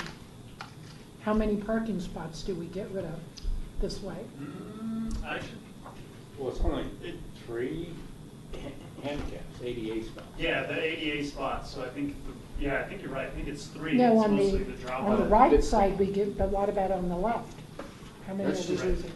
This would be, Matt, you can correct me, this would be future, like, retail, so you wouldn't have, this wouldn't be long-term parking anyway. So we wouldn't actually be losing any spots. But what happens to street parking? You can't have, what am I not seeing? Where's street parking? Right there. We lost the street parking. No, it's right there right now, is it? I mean, that's the street parking. Actually, I'm not. There's some parallel street parking It's, there. it's Yeah. exactly where it is right there. Where those 3 are? Yeah. No, that's not parking, that's drop off. Oh, that's drop off? That's drop See off. that, That's drop see off. this, Oh, well, that's the where the street diagonal, parking is now. Yeah, that's what That's it's. what I'm asking. This, Yeah. this would be, Using if something you in picture, height. there's kind of like a, I don't even know if it's a Environment. barbed wire fence that's out there now, might be. It's It's a- a fence. It's a Yeah. fence, yeah. So, but in front of the medical, or no, the handicap there, that's existing now, right? Yeah, yeah. Yeah, so you're really not losing, what I was concerned about is losing the drop-off. And this is great that you have drop-off on both directions, both sides, because they use that a lot to get into the sports stable. Yeah, there's only about 3 spaces now for drop off, the rest of it's ADA parking. Right, it's all handicap anyway, but yeah, right. But you do lose the turnaround ability. The bus uses it Yeah. as a turnaround. I use it every time I'm up there. Well, you could still turn Well, into there and turn around. Eventually, you're gonna use Creek View. Right. That's the current True. design for the pool? Correct. That's Yeah. awesome. So based off of. Finally, we have a real, Yes. now you have a real. We knew we could do that. That's great. And I will say, so the caveat that allowed this to be complete is we brought it all the way flush to the road, and then we punched in Yep. to the existing building, which was something that we had flirted with early on. Decided, well, let's see what we can figure out. Got feedback from the board and realized that really to achieve this, which is the full 8-lane plus the lazy river plus the locker room space. So for those of you who've been in there, this is the existing CrossFit room. This is the existing, what I would call kind of de facto storage for kids that are using the turf field. Able to get in, maximize lap lanes, something that we were looking at on the lap lane pools is a moving bulkhead on the floor, allowing you to have shallow pool when you needed shallow pool, but a bulkhead floor that would dip down and become an 8 to 9 foot pool to match the deep end to try to maximize usage there. Required storage space, women's locker room, resetting CrossFit, men's locker room, basically utilizing the existing infrastructure that's within the building. So the current CrossFit room would go away? Current CrossFit room would go away, with the understanding that as we got to the floors above, and we gained a little bit more square footage, that CrossFit space could incorporate out above. There, because that's used a lot. Yep. And having chatted with Brian, I know that they, it's a fitness space that they would like to keep, and maybe some synergies having it on the second level with all the other fitness as What well. about the elite athlete weightlifting area? It would stay down below. So it'd be in the same spot? Correct. All right. I'm trying to think of any other kind of major highlights. Entry corridor here, double kind of door. You can see the existing stairs. Check-in. So again, we heard lots of feedback about the need to be welcome when you come in the building. Not so much the feel now where you kind of go in and it's hockey bags and it's you Right. kind of just make your way to a certain sheet of ice or to a certain part of the turf. But to actually facilitate entry in through here, you'd be graded by. Do you have an elevator, or are you gonna use the existing elevator? I believe the plan was to use the existing elevator. It only goes up. There were discussions, obviously, about, popping that all the way up to the third floor. So the check-in, we'll get into the details, but Yeah. it's single check-in for both areas. Correct. Through some type of shared staffing, resource between the town on the aquatic side and Impact Sports on their side. Patrick, tell me about the depth of the pool again. Yeah, I think so- I understood what you're saying, but just to make sure. Right, so because we are digging that pool down to get the height clearance Okay. and wanting to maximize pool use, there are systems now where you can basically have a movable floor. Wow. And it's, you've seen a lot of times that'll go side to side, it's literally a moving bulkhead. That if you wanted a shorter course pool, you can suck it in, if you need it longer, you can pull it out. They also have them, so this is the bottom of the pool, and you wanted it shallow, it could be shallow, but if you wanted it to go deeper, The floor of the pool, the you floor can of the actually. pool could move. Now, it's obviously, there's a cost that associates with that, but as we were looking at trying to maximize users, Yeah. the problem. The engineers in the room are frowning, so. The problem you have with something like the North Pool, our experience at the North Pool is, other than swim team, almost, I'd say 70 to 80% of all the usage is 3 foot and lower. Because Yeah. kids are playing, younger kids maybe aren't the strongest swimmers, you're wanting to throw a ball with your friends. That's not great for your swim team. So they've worked, we've been coordinating with USA Swimming and Councilman Hunsaker, who's an aquatics designer, and they've come up with a system that kind of allows that floor to move through hydraulics, which will allow you to have a shallow pool when you need a shallow pool, and a deep pool when you need a The deep. entire thing, or just a portion? Just the shower, just that shallow end. So if you picture it north, north kind of is flat, about 3, 4 feet, and then we get to 4 feet, and it starts to kind of, Yes. and then it actually kind of levels out again. Yes. Through hydraulics, we'd be able to take the shallow end Drop. and drop it down to match the deep end. And then when you need it again to be shallow, you bring it back up. Where's all Where's that the, water go? yeah, that's what I was gonna, yeah, where's the water going? I'll leave displacement to the aquatics guys. Well, and The ice cost. rink. Out to the Cold Cost. Creek The cost crossing, is or Cold about, Creek. the cost is about $150,000 more on top of the pool. But our thought was that if you can gain additional usage Yeah. by having the flexibility, then long term. Is it deep enough anywhere to use it as a diving pool? No. It is not. But is it deep enough for water polo standards? I believe that kind of 9 feet was what we heard. Yeah, because that may, Yes. you may be able to take up the 150,000 in additional cost in water polo, because there's nothing. Yes, yes. I mean, that would be, That too. if you guys could figure that out, Yeah. it was great. There's definitely a balance between trying to accommodate what the everyday user is, which Right. typically prefers lower, shallow areas and lessons. But we're finding that there's larger groups of swim teams, water polo. It sounds like they've been very active in reaching out to guys in sports states. Yes. So in this concept here on the second floor, showing 2 basketball courts and probably just a little bit of additional kind of storage off to the side. But they're not lined up, and you can't get them, I don't know. But that those are makes- probably 2 full-size basketball courts that you can. Right, but when we went to the tour of the Carla Madison, or what was her name? Is Yeah. that it? Yes. Then the two were side by Yeah. side, so you could have a great big open area, or you could separate them. Yeah. Not that they're that far off. These are but- staggered on the most part just due to some of the accessibility requirements of the Yeah. entryway. And what are the other spaces then, right there where your cursor is? This is looking down at the existing Impact basketball Sports. court, and this is Oh, that's all existing, open. Oh. existing second level fitness. Gotcha. Say it again. Yeah, go Uh, back. So, existing Impact Sports basketball court.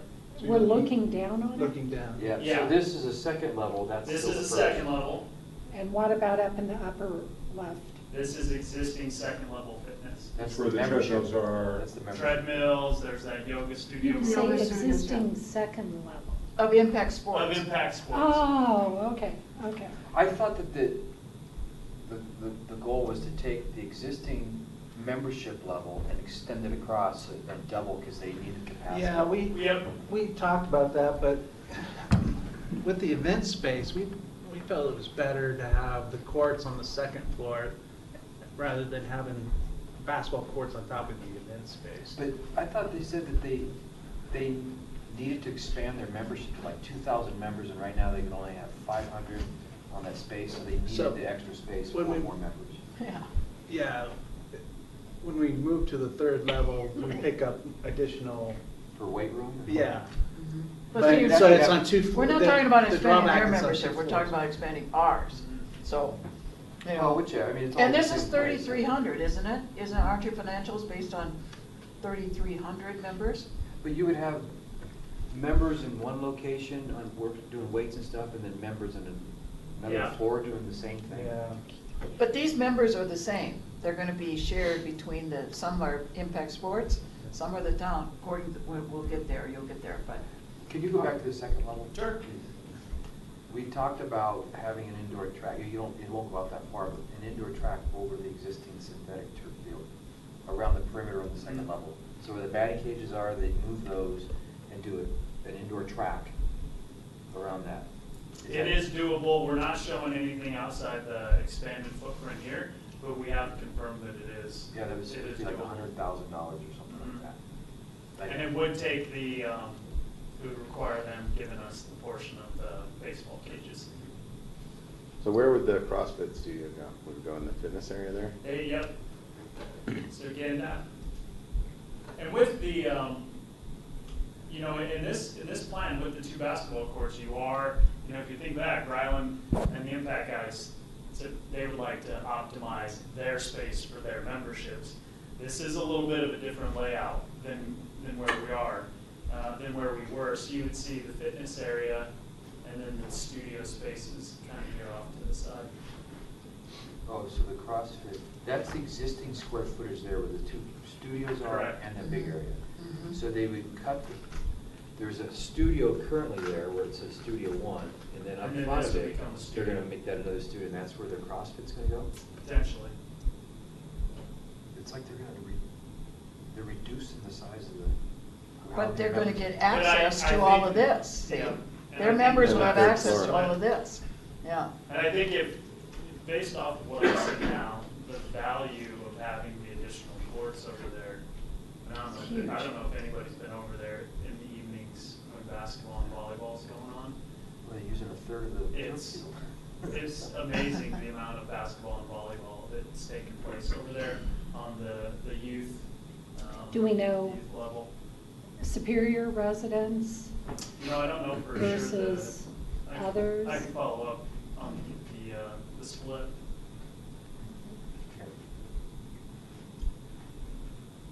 Yeah. And then third floor, let me see if I can get this. Yeah, get that a little bigger, because it's kind of. See if I can go one more. What is the So treatment here's your additional kind of exercise area, third floor. So just, what's the square, that's 5,200 square feet. What's the square footage of the current exercise area for Impact? You had it back just now. 3793. Yeah. So kind of open fitness area, get into kind of catering, kitchen, office space, dry restroom space, and then kind of the big event, multi-purpose area up top with dividable rooms. So the big event, multi-purpose room, when you have to go to the bathroom, you only have 2 toilets to go into. Correct. Yeah. Say it again, Rita. Well, you have a big event that looks out, you know, and the windows all look out on the 3rd level out to the Flatiron down Main Street. And then there's what would be 200 people probably there, a maximum. And then they all get 2 toilets to use. Yeah, we could expand the bathroom. You could. Take out that space next to it. I think you need to. You want more than, well, there's 3, but you know, it basically. Just don't serve any drinks. Yeah. So, wait, Patrick, on that front area, that those walls will open up to make one big room? One big room. Or you could partition it. You can Yeah. partition them off. Each room had its own separate entryway and storage. And how many potential people in the big room if you made the walls? We were always aiming for that, you know, above 160, a large-scale community event, wedding space, rental space, conference. There's a picture you'll see here in a Yeah. minute. Of So those 3 look like maybe 35 in each one of those, and then maybe 50 in the last one there, if you partitioned it off. Are you talking about people? Yeah, yeah. Yeah, Maybe you got there's 160. 700 square A feet. little more than 1,000 feet Yeah. here, 7 feet, with the overlook balcony, which you Mhm. can see. Could you also do garage doors on that? I think you could potentially, yeah, if you That wanted was- to do roll-ups up top. That was like when we saw the Carla Madison That thing was too, that really was nice. spectacular. Or some kind of folding doors, so something to open it up in Mhm. a bigger way than a single door. Sliders or something. Are those offices for you, Patrick? Is that what those offices were for? No, those offices would be, for the space that they had taken, on the lower levels. Uh-huh. So, in there, their impact and sports day will lease space back from the town. Oh. As they needed it. So I know there'd be, some needs for a nutritionist. Oh, I see. You probably would want some level of a facility manager to be on site in that building. But again, we've played around with having, to Matt's point, these can become restroom spaces. They can become additional fitness spaces. At least one of them, I think you should expand that restroom and, and then having 2 or 3 offices or separate conference rooms is a Sure. good idea. Not conference rooms, but individual meeting space, maybe someone could go in there and do something. But you're telling us that that's not what these are designed to be, these are impact sports. Currently, these would be designed for either our staff to move over there. Right. And then. But somebody would occupy Somebody would them. occupy them Right. if this design stayed. But if you remember on previous, we actually showed this as more of like wet classroom space. Right. Do you have open, slide up a little bit? Is there a visible area, that exercise area would presumably, so now you're on a new 3rd floor, so there's windows presumably. You'd have windows on the front of the 36. building. You could potentially, I mean, Clerestory windows probably. How about skylights? I think you can design in. Is that popping up over It is. the cross field? Is that higher? Yeah, so you. It's higher than the- The It's windows higher you look than out the over peak? the synthetic turf field. No, No, you're you'd be higher. You'd be looking Yes. higher You're than above the the roof of ceiling. the building. You could put windows on the, the top, Mhm. kind of getting in some natural light, like not skylights, but just. Clerestory windows. Yeah. Or if you Yeah. wanted eastward-looking windows along the top that were high enough. There's where- something to bring, because Yeah. you're totally enclosed in that, because you have the double doors, you don't want the catering kitchen next to the treadmill, that's weird, right? Mhm. So that's, Well, I would flip the catering kitchen in the senior room, because the catering kitchen should be closer to the You're right, front. but either way, And the right. senior room should have windows looking out to that exercise area. Because that was what the community room in Sports Center was supposed to have now, was to have windows, interior windows that looked out, to Right, look right. out onto the hockey or to what was going on out there. So I would flip these two, the catering kitchen and the senior room, just flip them. And then have windows, well, you have windows here looking out to the hall, right? Yes. Right, but I would have those windows looking out to the exercise area, and then have the clerestory windows bringing natural light into that big area, and that would be better use of the catering kitchen too, to get to these Mhm. rooms here. Why is that exercise area, why did you make it so large in proportion to everything else on that floor? Just the open footprint. I think what we had heard the last time that they presented was, what works for their business plan, their business model as well. Maybe What would they Chris's- have there? Maybe to Chris' point earlier, you could put CrossFit on the top. Our request is that they provided some more traditional fitness amenities, maybe some fitness stations, more treadmills that were a little bit larger footprint. And then the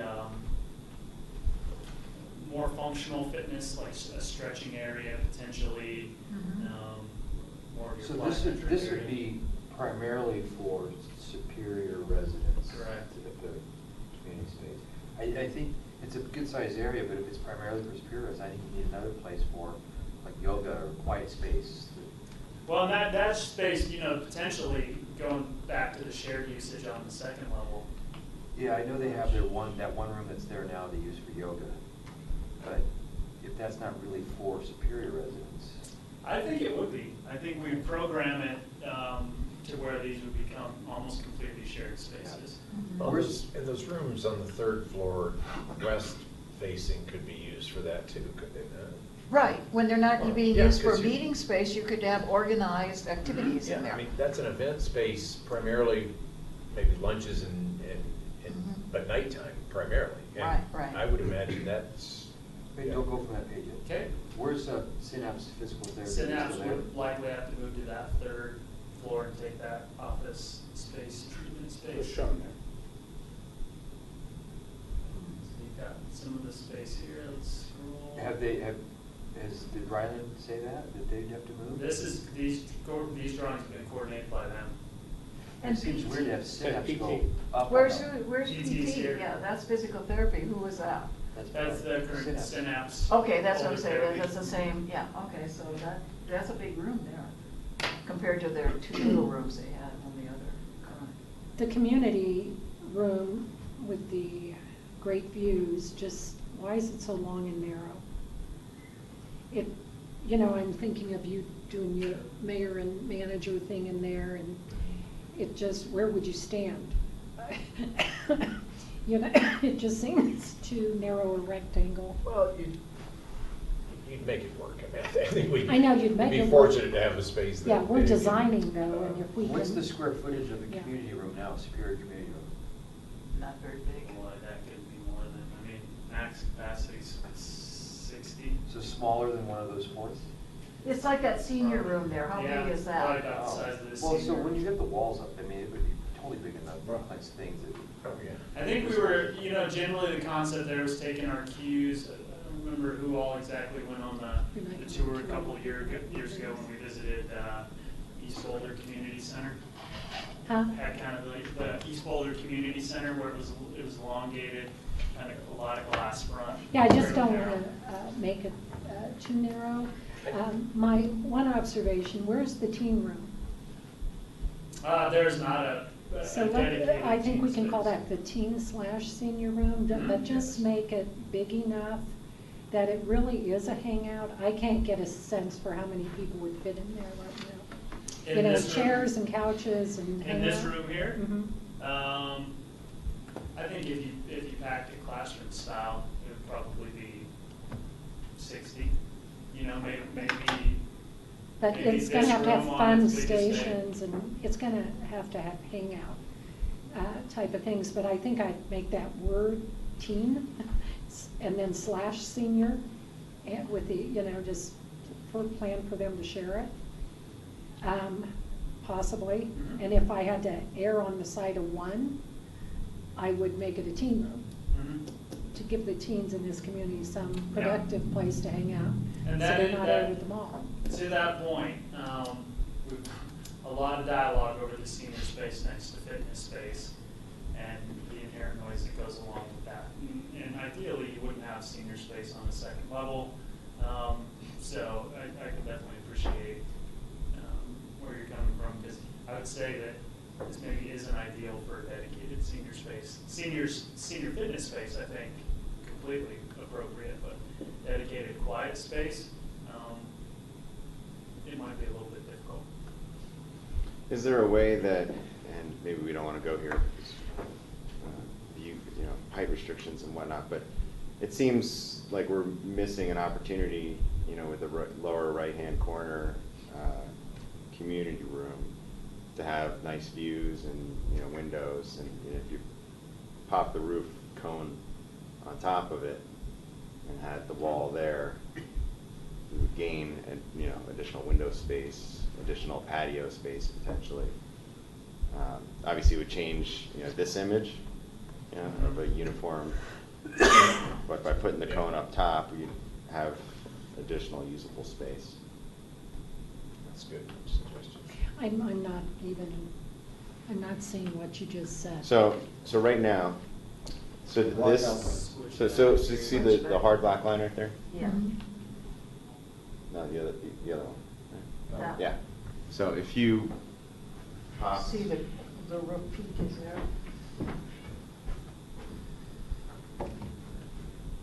You pop this, you put it up here, you could gain additional windows, additional Oh, I patio see what you're space saying.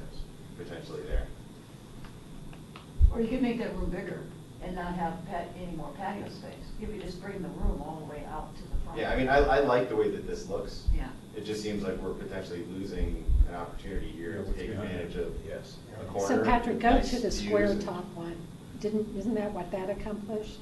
No. Didn't the because it square could go top any one higher. accomplish something? Well, there's no patio. But I mean, if you put the Lose the cone up patio. here, Yeah. you know, and then had a patio that basically went the full stretch around here, you take advantage of, and I mean, this is an amazing location for views. I mean, all of this is, but, Mhm.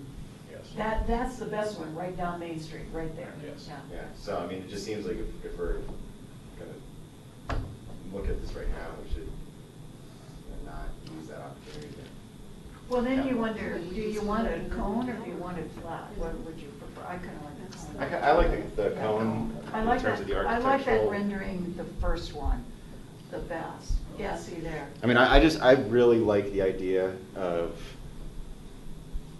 a massive, community space with a patio. I mean, I think that would just be amazing, Perfect. especially Perfect. because the views there To of maximize, of the to Flatirons. maximize every inch of that western side Right. is key.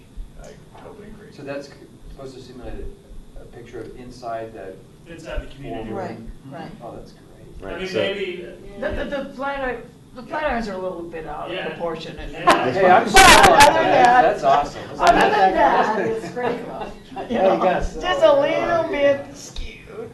And it's not uncommon to see as well a dedicated fourth of this community space be permanent, or not permanent, but dedicated teen space. Mhm. And, Yes. and assuming that that's going to be the more frequent use, you kind of set that up, and then when you do have something big, those things get moved out. Yep. Go back to the footprint again of that top floor, because I like the idea even to make this room, have that room come all the way out to the front, or that area there. You could make that room bigger by Would you doing use a that. pointer, Rita? Where's, we're not at our pointers, so, thank you. Mhm. So you could actually bring this all the way out here and make this room bigger. Yeah. And then, actually make, and then move the door over probably a little bit, and then you could take this whole space here, make this room bigger, then this would be all windows here. It could be a special little seating area here in the windows, and then you don't need it to have it be patio over here, because then you have this space to use all through the year, you're always gonna be inside. But I think that you actually make this footprint bigger of this room. Are you here. keeping the second tower, or are you not keeping the Keep second tower? the second tower, but like Mark said, pop that cone of the roof. Right now, the roof is in front of this view right here. You don't have a view here. So pop this roof up above this, and have windows all along here, and have this be like you could have the door come out from here then. Yes. And along that wall, I mean, I'd say no wall, just do floor to ceiling glass. They have these pocket glass doors that can Right. fold within each other and just keep the whole expanse Right. transparent glass. That'd Take be- advantage of. That'd be the best space in the county. This would be, Yeah. and then you make this room bigger, make this room come out, and then, you could make it come all the way out to here even, for that matter, and have the door come off, if it's right here, come off to this patio. But you could leave it this way too, and then this could be a great, just a sitting area, looking out. But the- interior? All room, part of the room, yeah, because now you're right, you lose this space because the roof is out right there. Okay. So now take it back to the elevation, and you tell us, Rita, tell me what's happening on the outside, on the elevation. Do we have those two balanced towers, or is Yeah. one taller than the other? One's taller. This one here will actually go up, and think of this triangle here would be right here. Well, in that case, then I'm sort of rethinking. I'm thinking that I want the productive space, a la you and Mark, on the Mhm. interior, rather than have offset towers of different heights, which I think is going to possibly look funky. Then I go to the flat top and just lose the second tower. Why couldn't you pop up the other top. Why would you do it? There's nothing up there now. But just all- storage, just I don't raise know, it, No, raise just it. to match it. But, Space. but the thing is No, that you could this, put like a this viewing one tower here is would be further tall. back, so it's an optical Go up. delusion, you know, like optical Lighthouse. illusion, that this one will look, it looks shorter now because it's out front further. If you pop it up, it wouldn't look that off. I'm more concerned that it's narrower than this one. So if you moved it and took up the whole space there, it might be I better. See, don't this see one's the other wider one. than this one here. You know, with the overpasses, But you know, we the are arches designing that we put everything. out there, Yeah. the one arch serves no purpose but just to match the one that's back. So Right, why right. couldn't you do that? Regardless if it doesn't serve any purpose, there's some parity there, they look the same. Well, I think the better If you pop idea, it. the better I think idea you aesthetically is to put make these the stairs same width as and this. fall up, And since you it's have a viewing closer tower. to you, Totally. it'll look, Could I suggest, make it taller. we might be getting a little, We are. We're ahead of ourselves, get a right? little ahead of. Kevin, why do you always have to be so practical? He's in a bad mood. No, I'm in a today. fine mood. Well, I gotta tell you, this Does is the anybody have a best, sugar pill for this? 45 best presentation of what could possibly be here that we've ever had. Everything Yes. else has Yeah. been no. You know, it's been more of a fill in the space. I'm still not It's- keen on all the financials and all that. Yeah, kind we of haven't talked stuff, about the which we're gonna financial. go I'm to, not but saying I from- love it from that From what I'm perspective. seeing here, this is, I agree, most on point. This is most on point, and it shows a separate building as opposed to before we were expanding the two businesses. Well, I'm we not still are. interested, yeah, we still are, but at least we can say, this is the But building. if I were a kid, I'd want to hang out right there. Yeah. So kind of Like that- quickly, that kid in the lazy corner. river space, you can kind of see the corner of the pool set up, 8-lane corner here, you can see a little bit of deck space. Play feature with the spray features on the inside. Give you a quick shot of the gymnasium. Second floor elevated gymnasium, good views. Again, Okay, Patrick, I'm going to ask a question. Sure. I understand, being the mother of three sons, I understand why my kids would want to hang out here, right? Tell me why, who has daughters? Why would teenage girls want to hang out? Well, at I'd this tell you, facility? Well, they weren't hanging out in that picture. Huh? They weren't hanging out in Well, that I want picture. to, I want to know, this feels very masculine to me still, except for the great community space. Sure. But what are you providing for the whole population of Superior? Well, and I will say that having spent all day, every day in that facility, there's a huge number of very, Young very women? young females to very, very old females that occupy that building in all forms and fashions. I think, you know, what we heard at the last discussion was don't try to make it anything that it doesn't want to be. I think the space wants to be a smartly planned fitness community room space. I think that the genius of bringing people in is how you program those spaces. I do think that, not to suggest any kind of gender bias, but that really kind of neutralized event space can kind of become whatever we want it to be. I think that the views lend itself to quite a bit. I think the fact that you add in things like catering kitchens and you just continue to diversify the usage draws in everybody. But we really did try to take to heart what the board was saying about trying not to make it be something that it didn't want to be.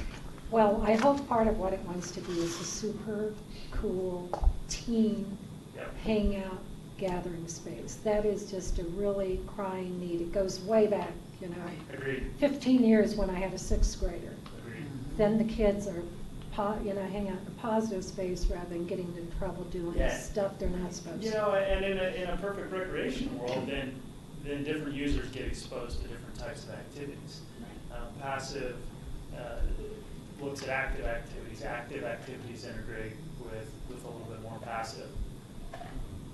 So we're sure, can you go back to the gymnasium rendering? Yep. What's the ceiling height on a gymnasium?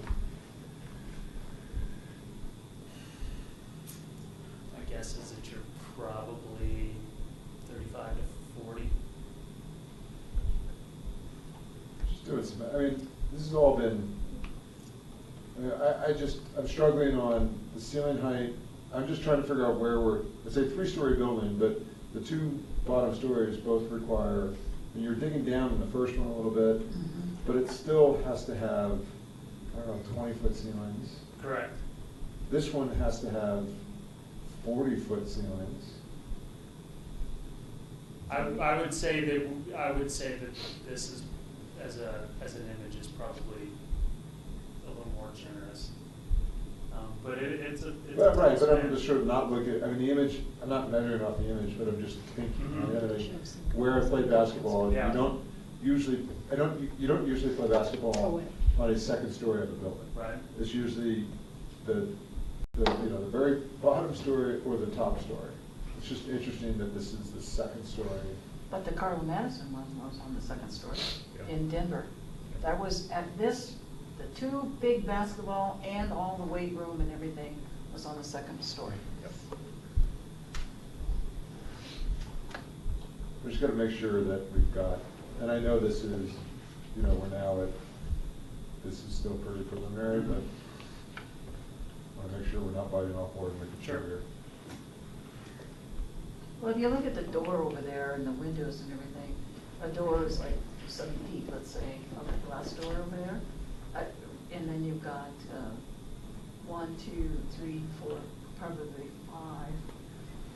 But it's just, basketball, I don't know what just as we've spent a lot of time with USA swimming around how deep the pool needs to be and options, I don't know what is, if you wanted to have a pickup basketball game or some type of organized recreational game, what's the minimum ceiling height? Mm-hmm. Yeah, and I'd be more than happy to follow up with the height at Carla Madison. Yeah. That'd be a great Right, reference point. because I would, right, I Yeah. just don't wanna, the worst possible scenario would be we go forward, but we've created space that isn't used because it's not meeting the function, right? Well, Kevin, you're playing right there. Don't you know how tall it is? Right there in the post. Or that's him there too. So Patrick, has anybody checked with Brunelleschi's? They totally lose that cool view there. And have they been contacted, and what's their attitude? I think that everybody over there sees the benefit of the expansion just from the additional numbers of people they would draw in. Okay, and then, right now you've got a nice walk into, and that, all of a sudden you're gonna have an alleyway. You are. And Well, show your how are we pictures gonna of address previous. that? 16 feet Show the previous. Cool. on the internet. I thought that looked pretty. On the CAC. You had the My green. picture. Not that, okay, I'm sorry, not that one. This one? No, you had a prettier one that you just had prior to this. What was the one that had more of a pale color stone? I didn't know where you got that from. There, okay, so, No you know. potential rendering, again, Yeah. just some exterior shots. How wide is that walkway into the building? It's gotta be probably 8 feet wide, maybe 10, actually probably 10 feet wide. Like a multi-purpose trail path? Yeah, it's not, but Yeah. you do have that, then that offshoot where it's elevated up where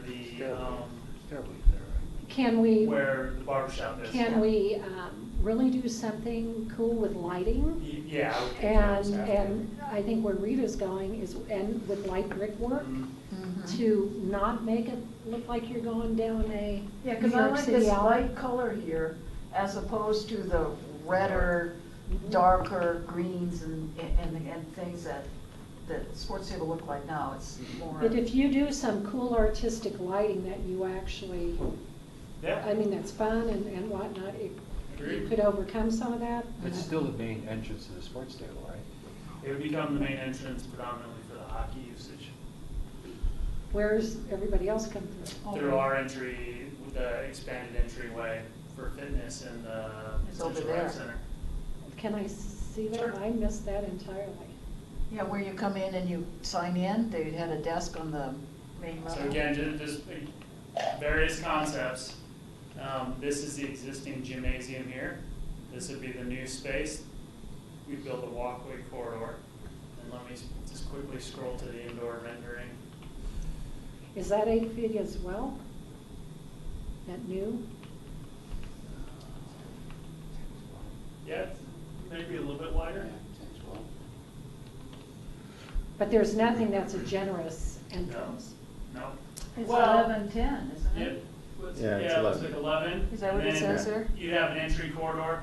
The I guess caveat here is you fairly quickly enter into the building. So with this entrance, you wouldn't be walking down a long corridor. But you can see. That's wider. You said this Yeah, was see. 1110? This one down here is 1110, so this one's This is gotta a lot be bigger. quite a bit wider, yeah. Yeah, and just keep in mind that, there's the walkway and then there's grade separation. That's right, yeah. And so you're almost looking at two, So it's essentially the same walkway now. same walkway. Right. You're just, you Right. kind of create a narrowing effect there. But you said have eight- windows and everything there, so it's not like you've got a big wall of brick or Right, block. right. You've got I was more lights on concerned about the and width, when you windows say there. 8 feet, that they got is hockey Yeah. here. Yeah. That's plenty of room. So, and with that. And that's the way it was always planned with the FDP that's been approved. There was supposed to be a building there. Yeah, but not 3 stories. It was it was as high as the Current. Sticks current, yeah, it was gonna be that high, it was. It Yeah, wasn't, they didn't have have to the No, third. there was actually a plan, that we saw a plan up to four levels, 4 stories, right? And again, was the pool was down really low and there might be 2 levels above, but not quite as tall as what we're talking about here. But Okay. it was the same Okay. thing. Let's transition. One last thing for Yeah. Patrick, though. Noise considerations are going to be key here. Correct. And the community room is really a disaster because you can't even talk and hear yourself. So I just wanted to put that out there that, And for it's example, if cold. you're going to be Yeah. Are you having, gonna have a heater in this building? This would, almost think of this as a whole separate structure. That's what it needs to be. A whole separate structure. From my perspective. The only potential utility tie-ins together would obviously be some shared water, and then working on a solution to actually use the cooling system for the ice, Mhm. which produces a ton of heat Right. to heat the pool. Oh. So, Good idea. So financing, quickly. So this has been, to some degree, a moving target. Luke Taylor's been working with his contractor, BSB, BSB Builders, with the courts going on the 2nd floor. The latest construction estimate is about $15.5 million. That's less, right? Less than what? Than what I had in my plan? 17.2. We've added, though, a 10% contingency. We have to have some level of contingency. Oh, we had 17 million in So here. there you go, 15.4 plus 10%. So that includes, yeah, It says 72. includes. Oh, I'm sorry, then that is an error on my part. So it's 17.2. Oh, 17.2, the contingency. is- So I know we're gonna have a bunch of questions, but so the construction cost, is it only for the square footage for this box, or does it include reconfiguration of the current impact space? Yes. And I've- sorry, Kevin, go ahead. So, and I'll give 2 examples. Somebody needs to move the HVAC, and whatchamacallit needs to be moved as well, Locker space. That's captured in this. Okay, so this is the all-in estimate. Correct. Okay. Sorry, good catch, Rita. Oh, yeah, Chris saw too. We just. Our number was higher in the packet, so I Yeah, the thought, memo oh, good, says we that. saved money. That 2 could be your million. nickname. 2 million what? Good catch, Good Rita. catch. I'm numbers person. That's what your husband it's calls a you. catcher with good Yeah, catch. he does say that. His second wife, I'm the second wife from South Dakota, both of them were from South Dakota, so he said I was a better catch than the first one. Okay, let's get to the exciting stuff here. That's This is exciting. Exciting. So the current assumptions financing wise is what would need to happen if we wanted to build this sooner versus later. A desire of both Impact Sports Stables potentially to build it sooner versus later.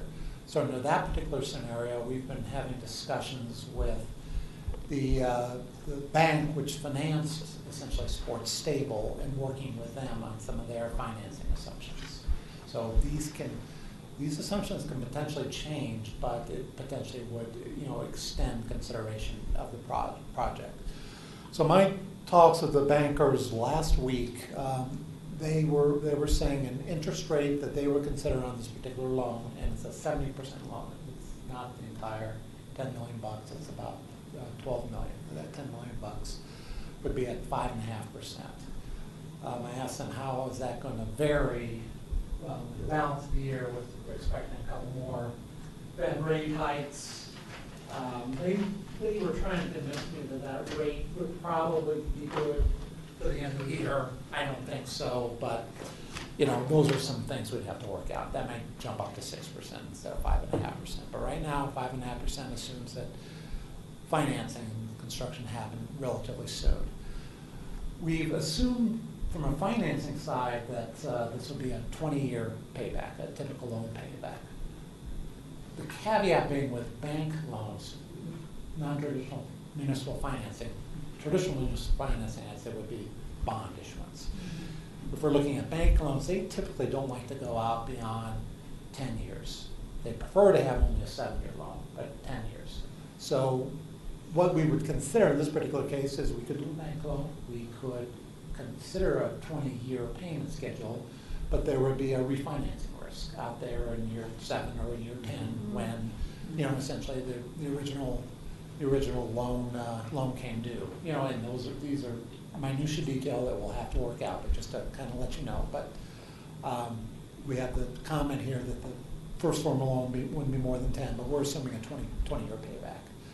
Also, since this is a bank loan with this particular banker, we've only talked to this particular banker, we do work and have done financings with other bankers as well. But because of the nature of the project, they'd be willing to loan. Conversations with the banker is at most 75%. We got a 70 to 80% range. I'm assuming we will get financing from the bank at only 70% of the loan, roughly $12 million. We have roughly another $5 million that we would need to come up with. And I didn't note here, I probably should have, and I think Matt noted in the cover is that an additional $5 million. There was some initial dialogue months ago about a third-party investor coming in and making up the difference, but they would require a materially higher interest rate, and I don't think there was a lot of interest in that. So one alternative is the town could do a short-term bridge loan for that $5 million. So that is how this initial financing is structured. All the third party, was that the owners of Cornerstone, and because they were originally talking about financing this deal. Correct, or financing that portion of the deal. They would finance. They were talking about financing the bridge portion. So initially, I think one of the models we looked at months ago was Dr. Sheen's operation financing a couple $1 million at 8 to 10%. That's order of magnitude we're talking about. Yeah. We're talking about, I think, 3,300 members. I was going to bring that money in and get it to 8 to 10%. One, remember? Yes. One reality of this particular That's right. rec center is you would not, or any rec center probably, is you're not going to get the membership up front. So we assumed a staggered, a linear, staggered 5-year time frame to get up to that 3,300. So 1/5 of that for each of the first 5 years. So what's a member? Like a family, how does a family compute? That'll come up here in a second. Essentially, for simplicity's sake, we have individual members, inside, outside city, and family membership. So a family member is a member in that 1,300 calculation, despite they might have 4 people in the family? The 3,300, excuse me, would include essentially these, 4 members of the family. Is that correct? Correct. Yeah. So you're presuming an average size of the family? Okay. So there's, there's that caveat that we've worked in the financials. Associated with that is, and I think Patrick brought this up the last presentation we had several months ago, is essentially there'd be 3 tiers of membership split between the 3 entities.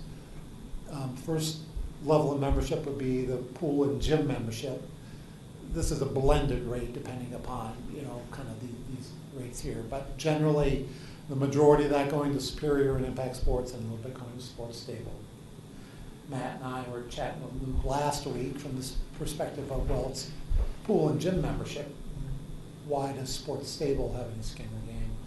And Luke's Sports Stable owns that property, so he's looking at it from an opportunity cost or opportunity, potentially loss. But this is currently structured where all 3 entities would have some cut at these different membership levels. Again, the first membership level, Impact and Superior predominantly.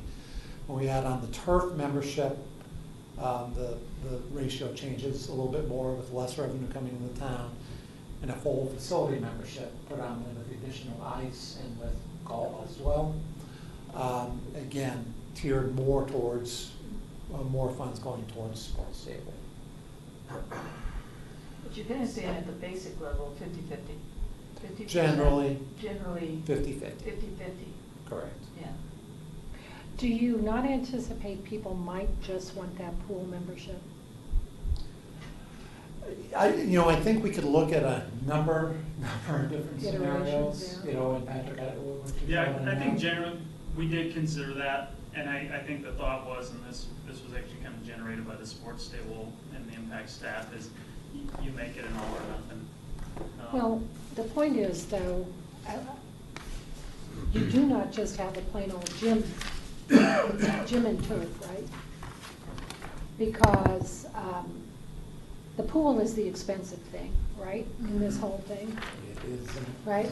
So if you do just a gym and turf, that to me is a certain price point. You add that pool in, I don't know. I just sort of am anticipating, because I'm not a pool nut, that I might want just that gym membership. Or I Yeah, might just want I that agree with Sandy. gym and turf membership. And really, I think on that pool membership, do we always have to subsidize the pool people? You know, we're subsidizing them now by having all the public pools, the cost of which is shared throughout the community, et cetera. But in this particular facility, maybe we should try to get more out of our pool users, you know, have them absorb more of a fair share of costs. Does the pool and gym membership, does that assume full use of Impact? Correct. Like so CrossFit, yoga, or is Well, that? not CrossFit. Not CrossFit. Daily, Yeah, that stuff, no. anything separate than the classes, so you're dropping The into the machines? equipment on your own. Yeah. But a lot like a rec center, if you signed up for CrossFit, there'd be an additional fee. But on top right of that. now, CrossFit is how much a month? Well, you can get the full all-in, like for, what is it, Kevin, $130 a month? or So something. what's the entry level, if I just want to Like, join and use the equipment? Less than $50. Right, I thought it was like. And what we've discussed to date is that through this membership, you'd get, 25 to 30% off any class that that was taking place. Well, we don't have to, of course, litigate this right here, but my real concern with all those fancy lanes is all of a sudden we're going to have this battle with competitions and heavy use by outside entities, and if I want to go swim laps, good luck with that, right? So I just want to make sure, first and foremost, this is a community and rec center, superior community and rec center space.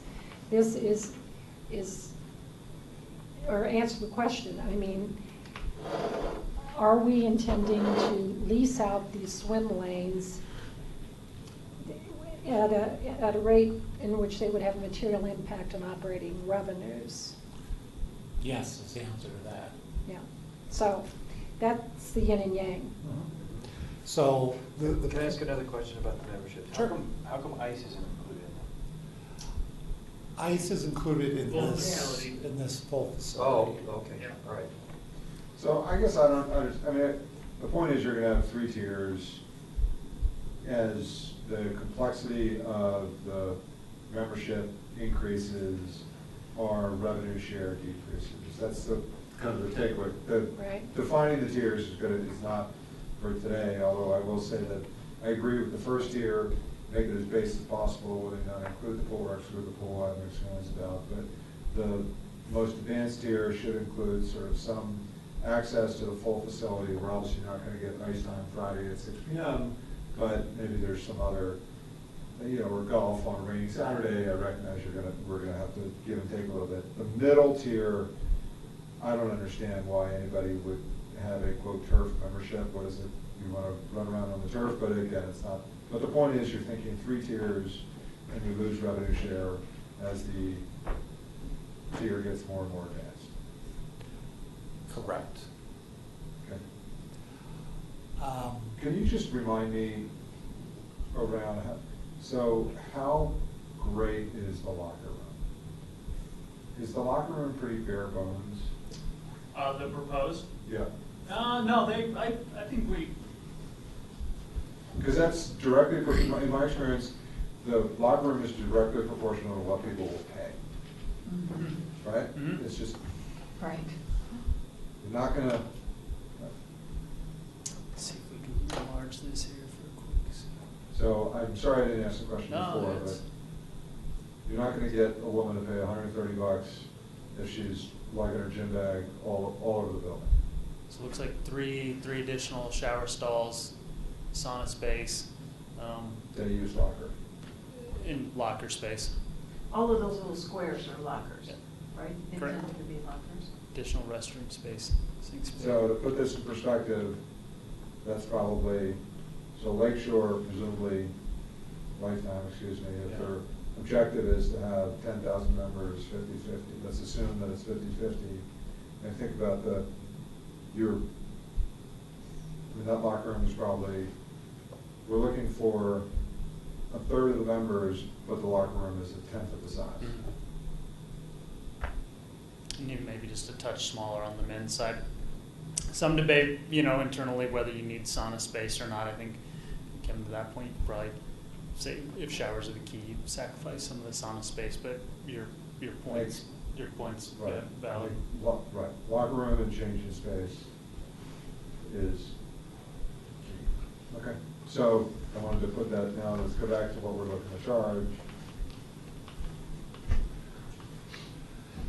And again, these were created, Patrick, and I was gone for kind of the initial work, for initial presentation a couple of months ago, but I think we were trying to keep in mind being competitive with other recreation centers, at or below comparable costs, maybe similar to Louisville as it relates to maybe some of these individual basic rates. Yeah, maybe even just a touch above, but Yeah. try to stay within the realm. Yeah.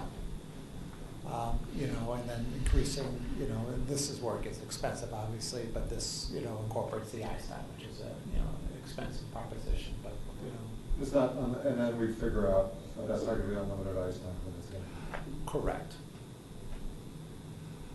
And I apologize, because these numbers have changed based on some more recent information that we've gotten from Luke. But as a result of, here, I'm just gonna put it down here.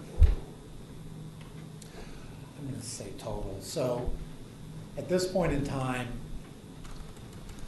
based on some Friday afternoon numbers that Luke gave us, he and Impact are looking to commit to lease up to, space up to $630,000 a year. But Sandy, to your point, it has an impact. It's items like leasing classrooms for 35 weeks a year, or 35 weeks a year, 25 hours a week. Leasing basketball at maybe 50 hours a week. Leasing pool lanes at 50 hours a week. So there's some chunk of the assets then that would be out of the look and feel, out of commission for the drop-in Wow. tenants. 50 hours a week. Depends That's on the 7 hours a day. Well, and there's some degree of negotiation, obviously. Like At your the end of the 7 day, how days. many hours Your of 7 operation days. do we have 7-day weeks. in a day? Or in a week, 100 hours, 120 hours? Oh, yeah, something? 29 back, I see what you're saying. And quite a bit of dialogue back. I don't think that it's fallen on deaf ears with those guys, that they know that this facility needs Where's to the be cost available breakdown? What are for they them. paying? I mean, what are they, they're paying this, so the town's funding this whole thing, and then the revenue we get from them is just in these chunks? I see.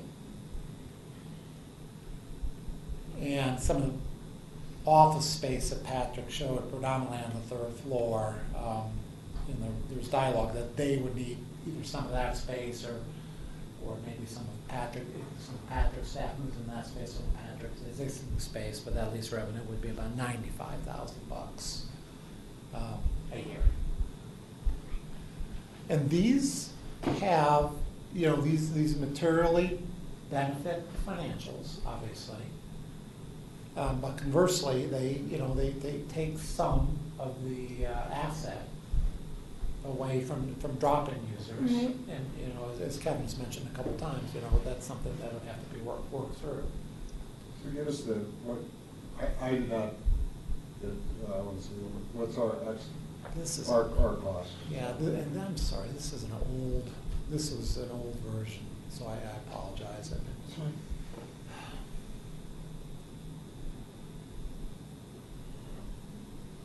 You just walk us through, I mean, you're previewing this, so what's the? Sorry, this is a newer version, so here are the revised numbers. This was what was in your packet, I apologize.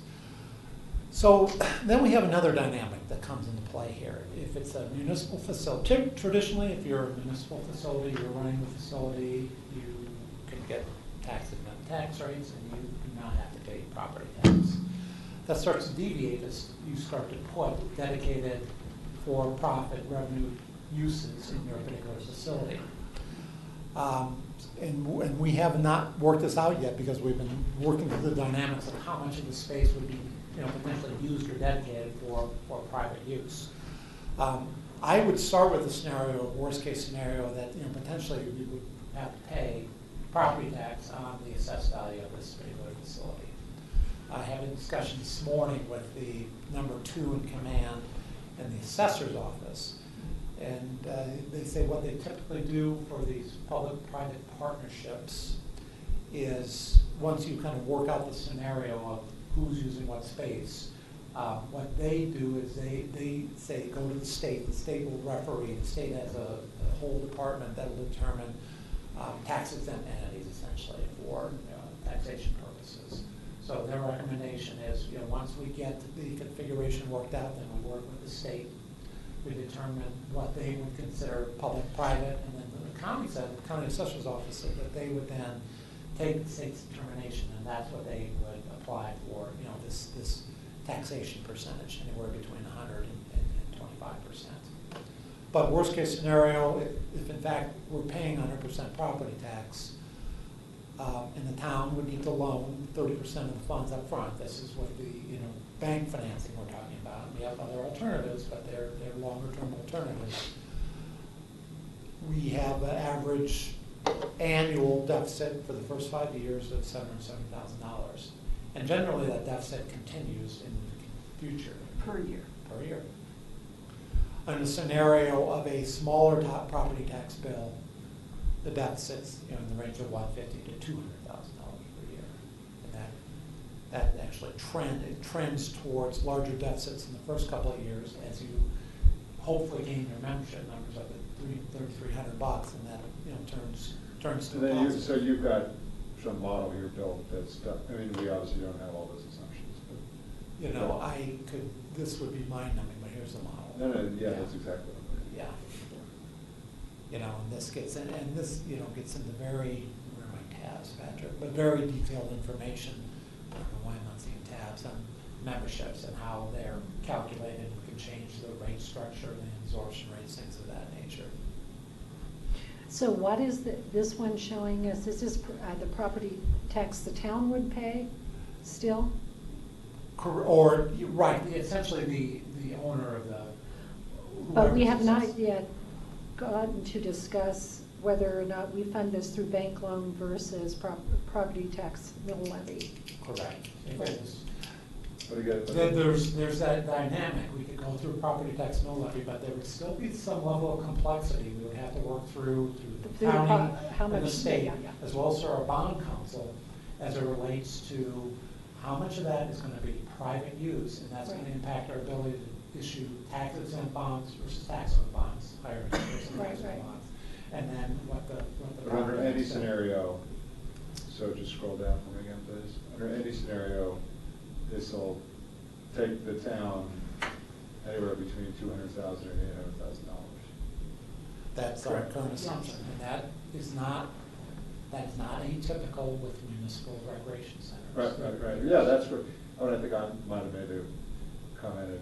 I'm all about anything that we can do for less than $500,000. So this is pretty close. Well, and we've got some additional diligence. Right. This.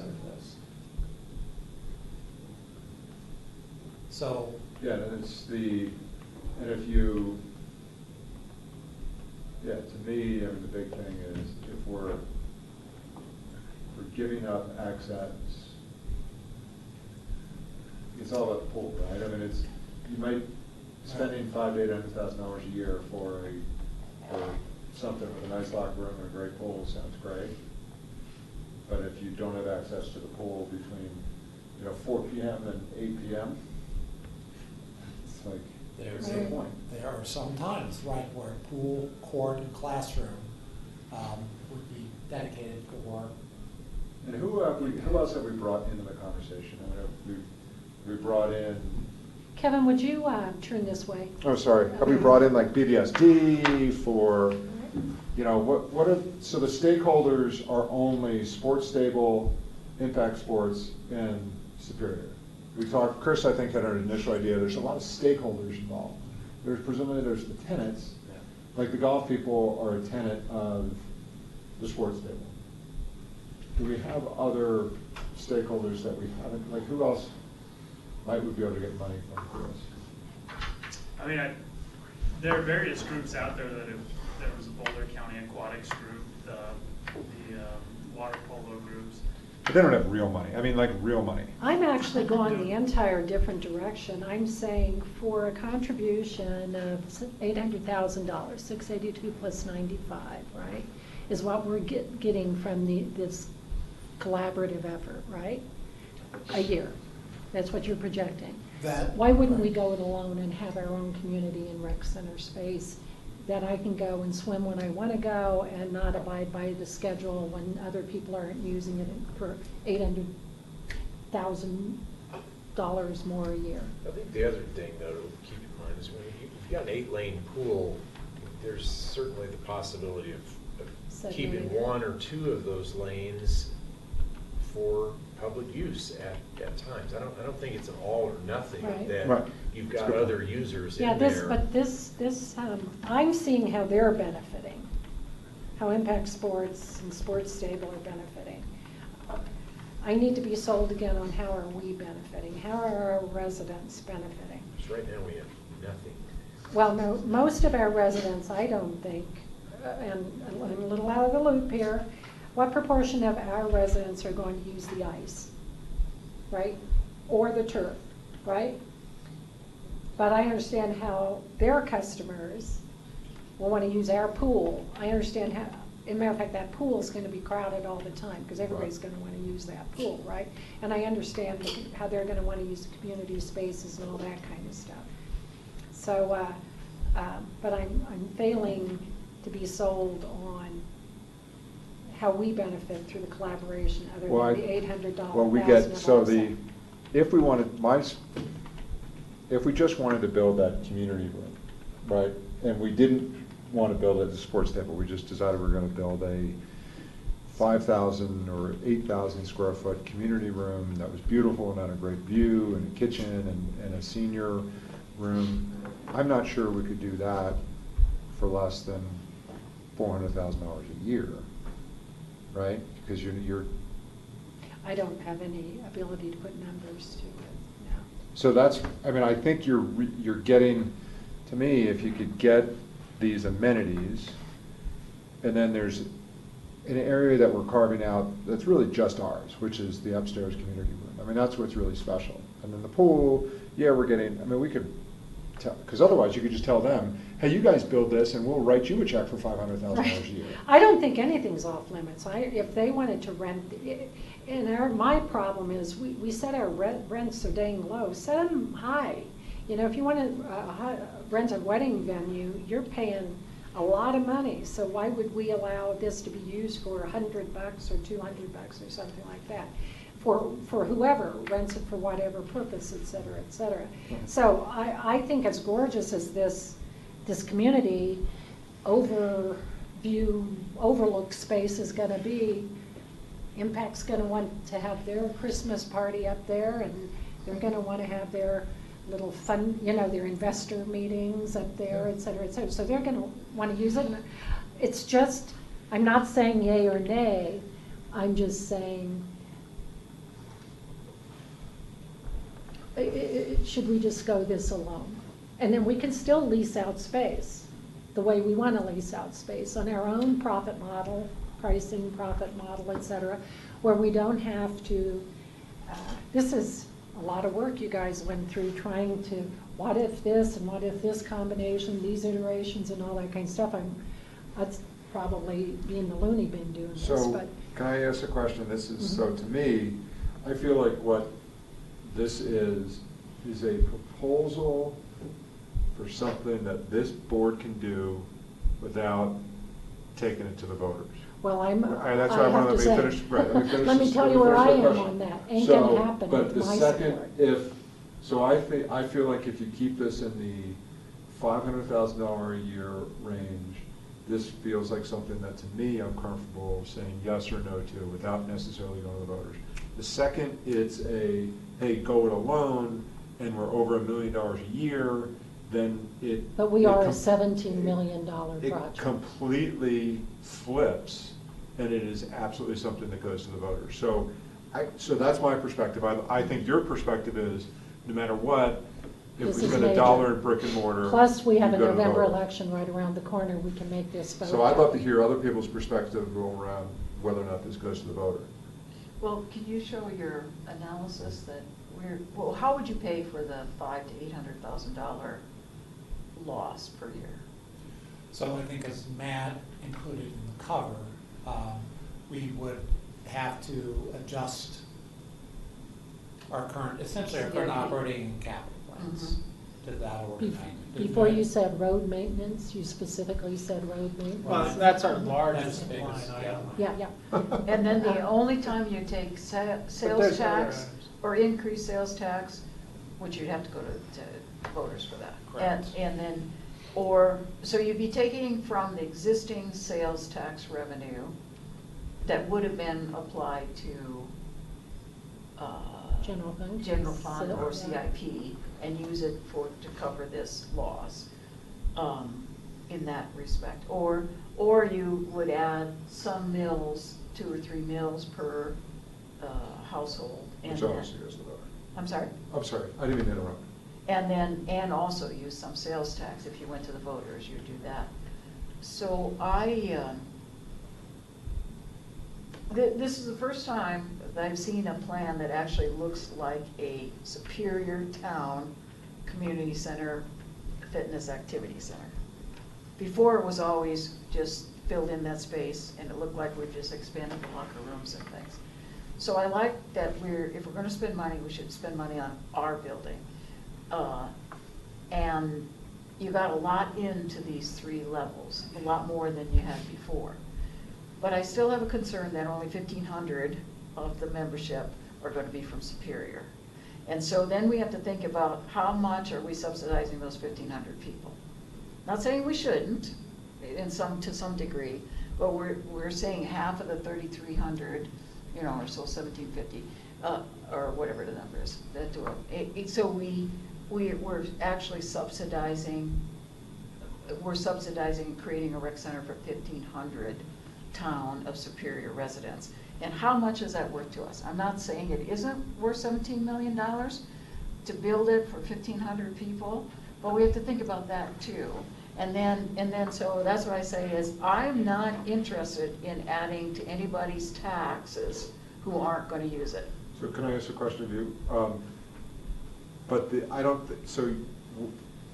yes, it's 1,500 members for the gym area, but there's no, for the community room upstairs, for the senior center, I think you get access to that. That's no membership, that's come sit in the senior center, go in the teen center. That's not a membership thing. Yeah, that's only 2 rooms, so, so we're Right, I building hear this you. we're building a And then- pool, and we're gonna add $150,000 to have it elevating And then hydraulic floor and all that. Where are you what's your line for when this goes to the voter? Obviously, it has to if there's a mill levy or sales tax increase, but if we were able to figure it out from the general funds, Sandy's perspective is absolutely not without going to the voter. My perspective is if you keep it under 500K and it's only general fund, I'm comfortable deciding at the board level. I'm not saying which way I'm deciding, but where are you?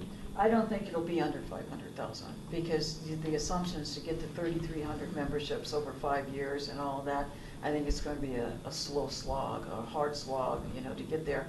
So I don't know, I don't like spending even $500,000 out of CIP for 1,500 users, you know, for this. So you're leaning towards voter? Yeah, I'm leaning toward a vote, for a $17 million project, you know, so and then where's the land come from? Do they give us the land back that we gave to them? It'd be either that or a long-term lease.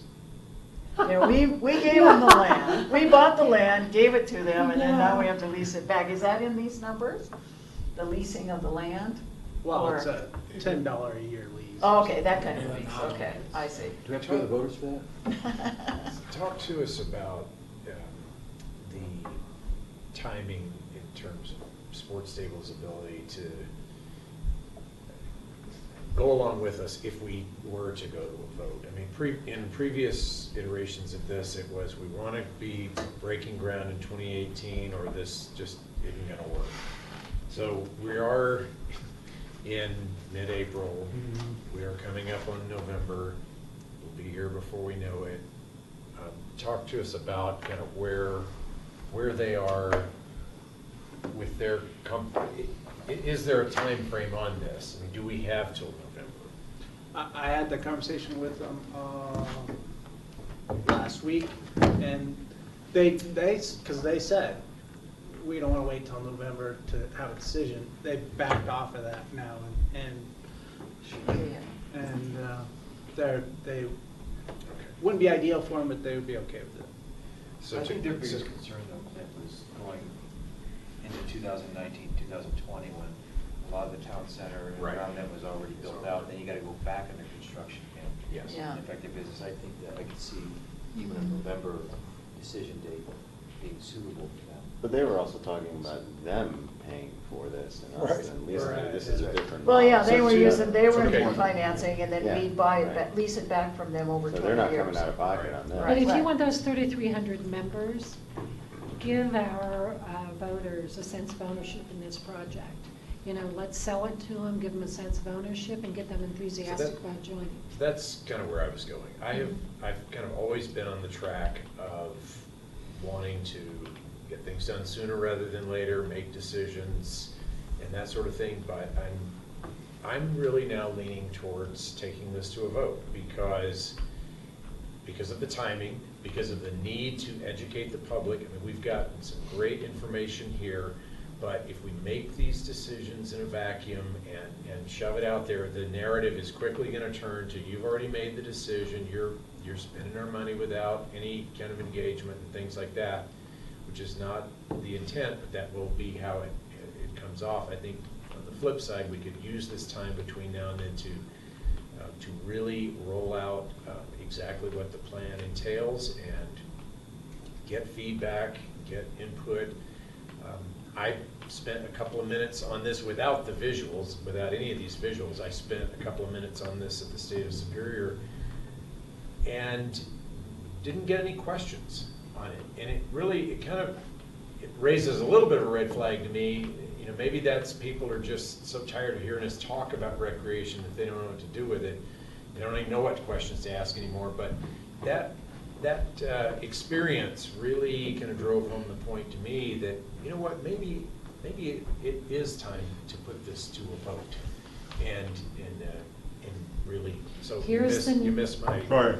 You missed Go my ahead and summarize. key point here was that because they're now, Sports Stable Group is now on board with the idea of perhaps we could do a vote. I'm now leaning towards a vote, regardless of the scenario and dollar amount that we're kicking in, mostly to provide the necessary time to educate people about what we're thinking and provide the opportunity for input, but really to have a fair opportunity for the community to weigh in once and for all. Do you want this or do you not want this? The vote gets really sticky because then do you also vote on the $30 million Town 15 rec center. No, No, no, that's not This this is just discussion at flooded. all. No, you're voting. We're not ready for That's that what we anyway. have to commit to. Yeah. This, if we're behind this one, we float this one. The factor for those of you, and boy, Matt, I'd like you to organize a Lifetime Fitness tour now that they're open. I am spending a lot of time over there, and that I think is going to be our chief obstacle in getting people to move over here, because it is so well done. It is well done, and frankly, you know, what is a couple paying? $159 a month. Is a couple and a family is like $30 more than that for just state-of-the-art everything, plus the staff they have dedicated to this. At any one point, why do you think they have 25 staff members all over the place A or lot, whatever? right. A lot. So you, those of you who don't belong and haven't, you really need to go. Patrick, you really, you can be my guest. I get $10 if I bring you. Anyway, I think that's over though. Oh, yeah, whatever. But anyway, I wanted to disclose. Anyway, but I actually think that you don't get that anymore. I think that expired. But you really, it is something to behold. So, good Chris, application. Closing comments for me? I agree with Kevin. If it's somewhere around the $500,000 mark, that I'm fine with making that decision as a board.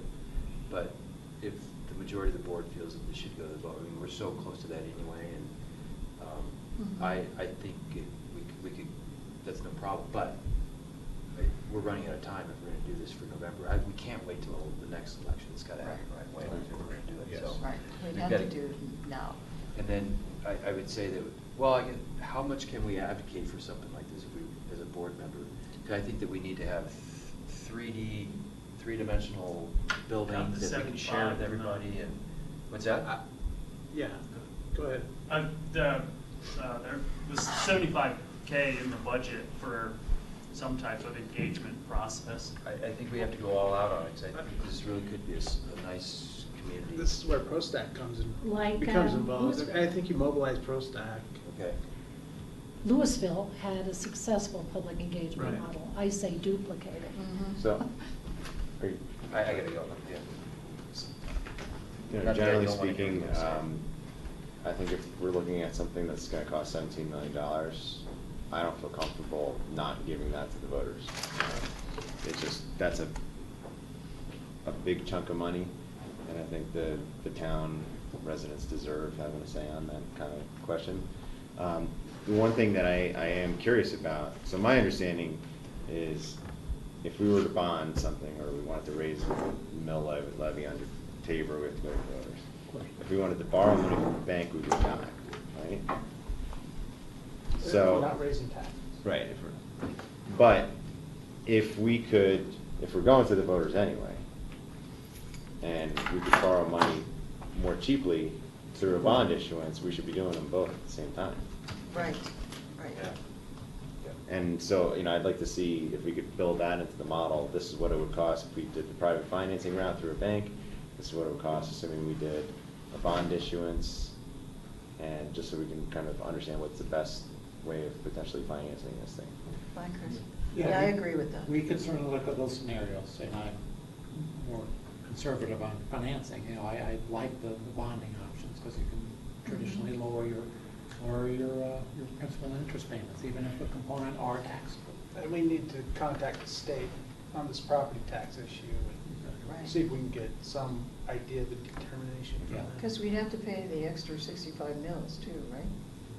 The Superior Town Center mills. Yeah, it's up to, when that's what's calculated. No, just. The land that we bought, they gave Just to a them. question about like logistics, would we, you know, build off of this concept that we're seeing tonight, you know, flesh out the financials, do a PR campaign, go to the voters, ask them, number one, should we build it? Number two, should we issue bonds? And then file All the in the FD. same question or multiple? No, I think you'd have to do questions? two. I don't know, but I'd defer Two, to Kendra. please. I would Two. assume you'd have to do two questions. Yeah. But then it's, number two question's gotta pass in order to do number one. Well, Oh, you could do or, I number mean, if one you with can the go to the bank financing route, I guess. I don't know. financing, Well, yeah. I mean, that's a question really for town attorney in terms of counseling about how to actually Right. craft this. But do we, in the interim, consider an FDP, like, you know, the actual, like, plans for it, all contingent upon board approval, and so then, like, assuming that it passes in November, we're ready to go? Or do we wait until November, see what the voters say, and then start that process, which obviously is gonna delay the process, but obviously won't be wasted money if it doesn't pass? I think a more successful model is, and it's what Louisville did. They had a very detailed plan of their expansion that they could show residents. I mean, if I'm voting for it, I want to know exactly what I'm getting Mhm. as much as I can. Right. So I think we would need to continue to revise these plans. And then you should be able to compare and contrast what the use is for this building Yeah. compared to like Lifetime Fitness and things. I mean, we're not trying to be a Lifetime Fitness. Even if we built a separate building. Yeah, I mean, You're I- missing my- I'm agree- you're no, I missing my understand point. what you- My no, I point understand is, your point. if I'm 100% happy over there right now, I won't You'll never even come over consider here. it. Yeah, It's, no. I don't need this, No. right? And I'm happy to pay more there, because I'm getting everything I need, et cetera, so I'm not even considering. So, when you look at the universe of potential 1,500 people. users, Yeah. Right. that universe has fallen by those of us who can't be convinced to leave Yeah. Lifetime. It's a really good point. I mean, even I wouldn't be a member. I mean, I'd be part of the organization that rented. I'd go to the community room. Right, I would go to the community room, and I'd be part of the organization that rented pool space, meaning Right. whoever, you It's know. a huge consideration, Right. and I'm telling you, those of you who haven't been over there since they've opened, just go, they have a cafe, Matt, treat them all to lunch at that cafe, and get them over there. Just, Paul, let's crack this nut one short, different way. If we do this whole thing on our own, and then we successfully lease this space in a similar fashion to Impact and whatnot, so we are a public entity that gets some revenue from private sources, is that property tax designation different than if we do a private-public partnership at the outset?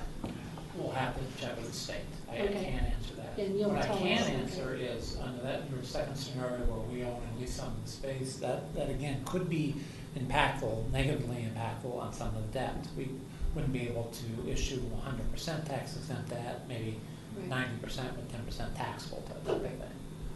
But you're seeing where I'm going with that? Yes, so, Okay. yeah, as Matt said, we need to, we just found out this information today, so we need to do the diligence and start that particular Well, process. great work, I am so impressed. Yeah, this So, is much better I think than we've got a basis to anything proceed we've with it seen, now.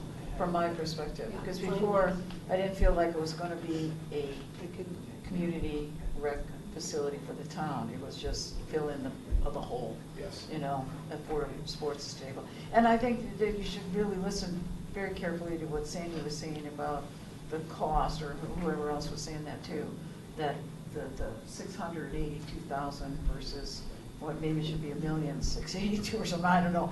But it seems like they're getting 50% of their members are using our space 50% of the time in this scenario. They're getting a good deal. They're getting a hell of a good deal. And really, and I would categorize in 25 words or less, the takeaway for us is, assuming we get these membership numbers, Yeah.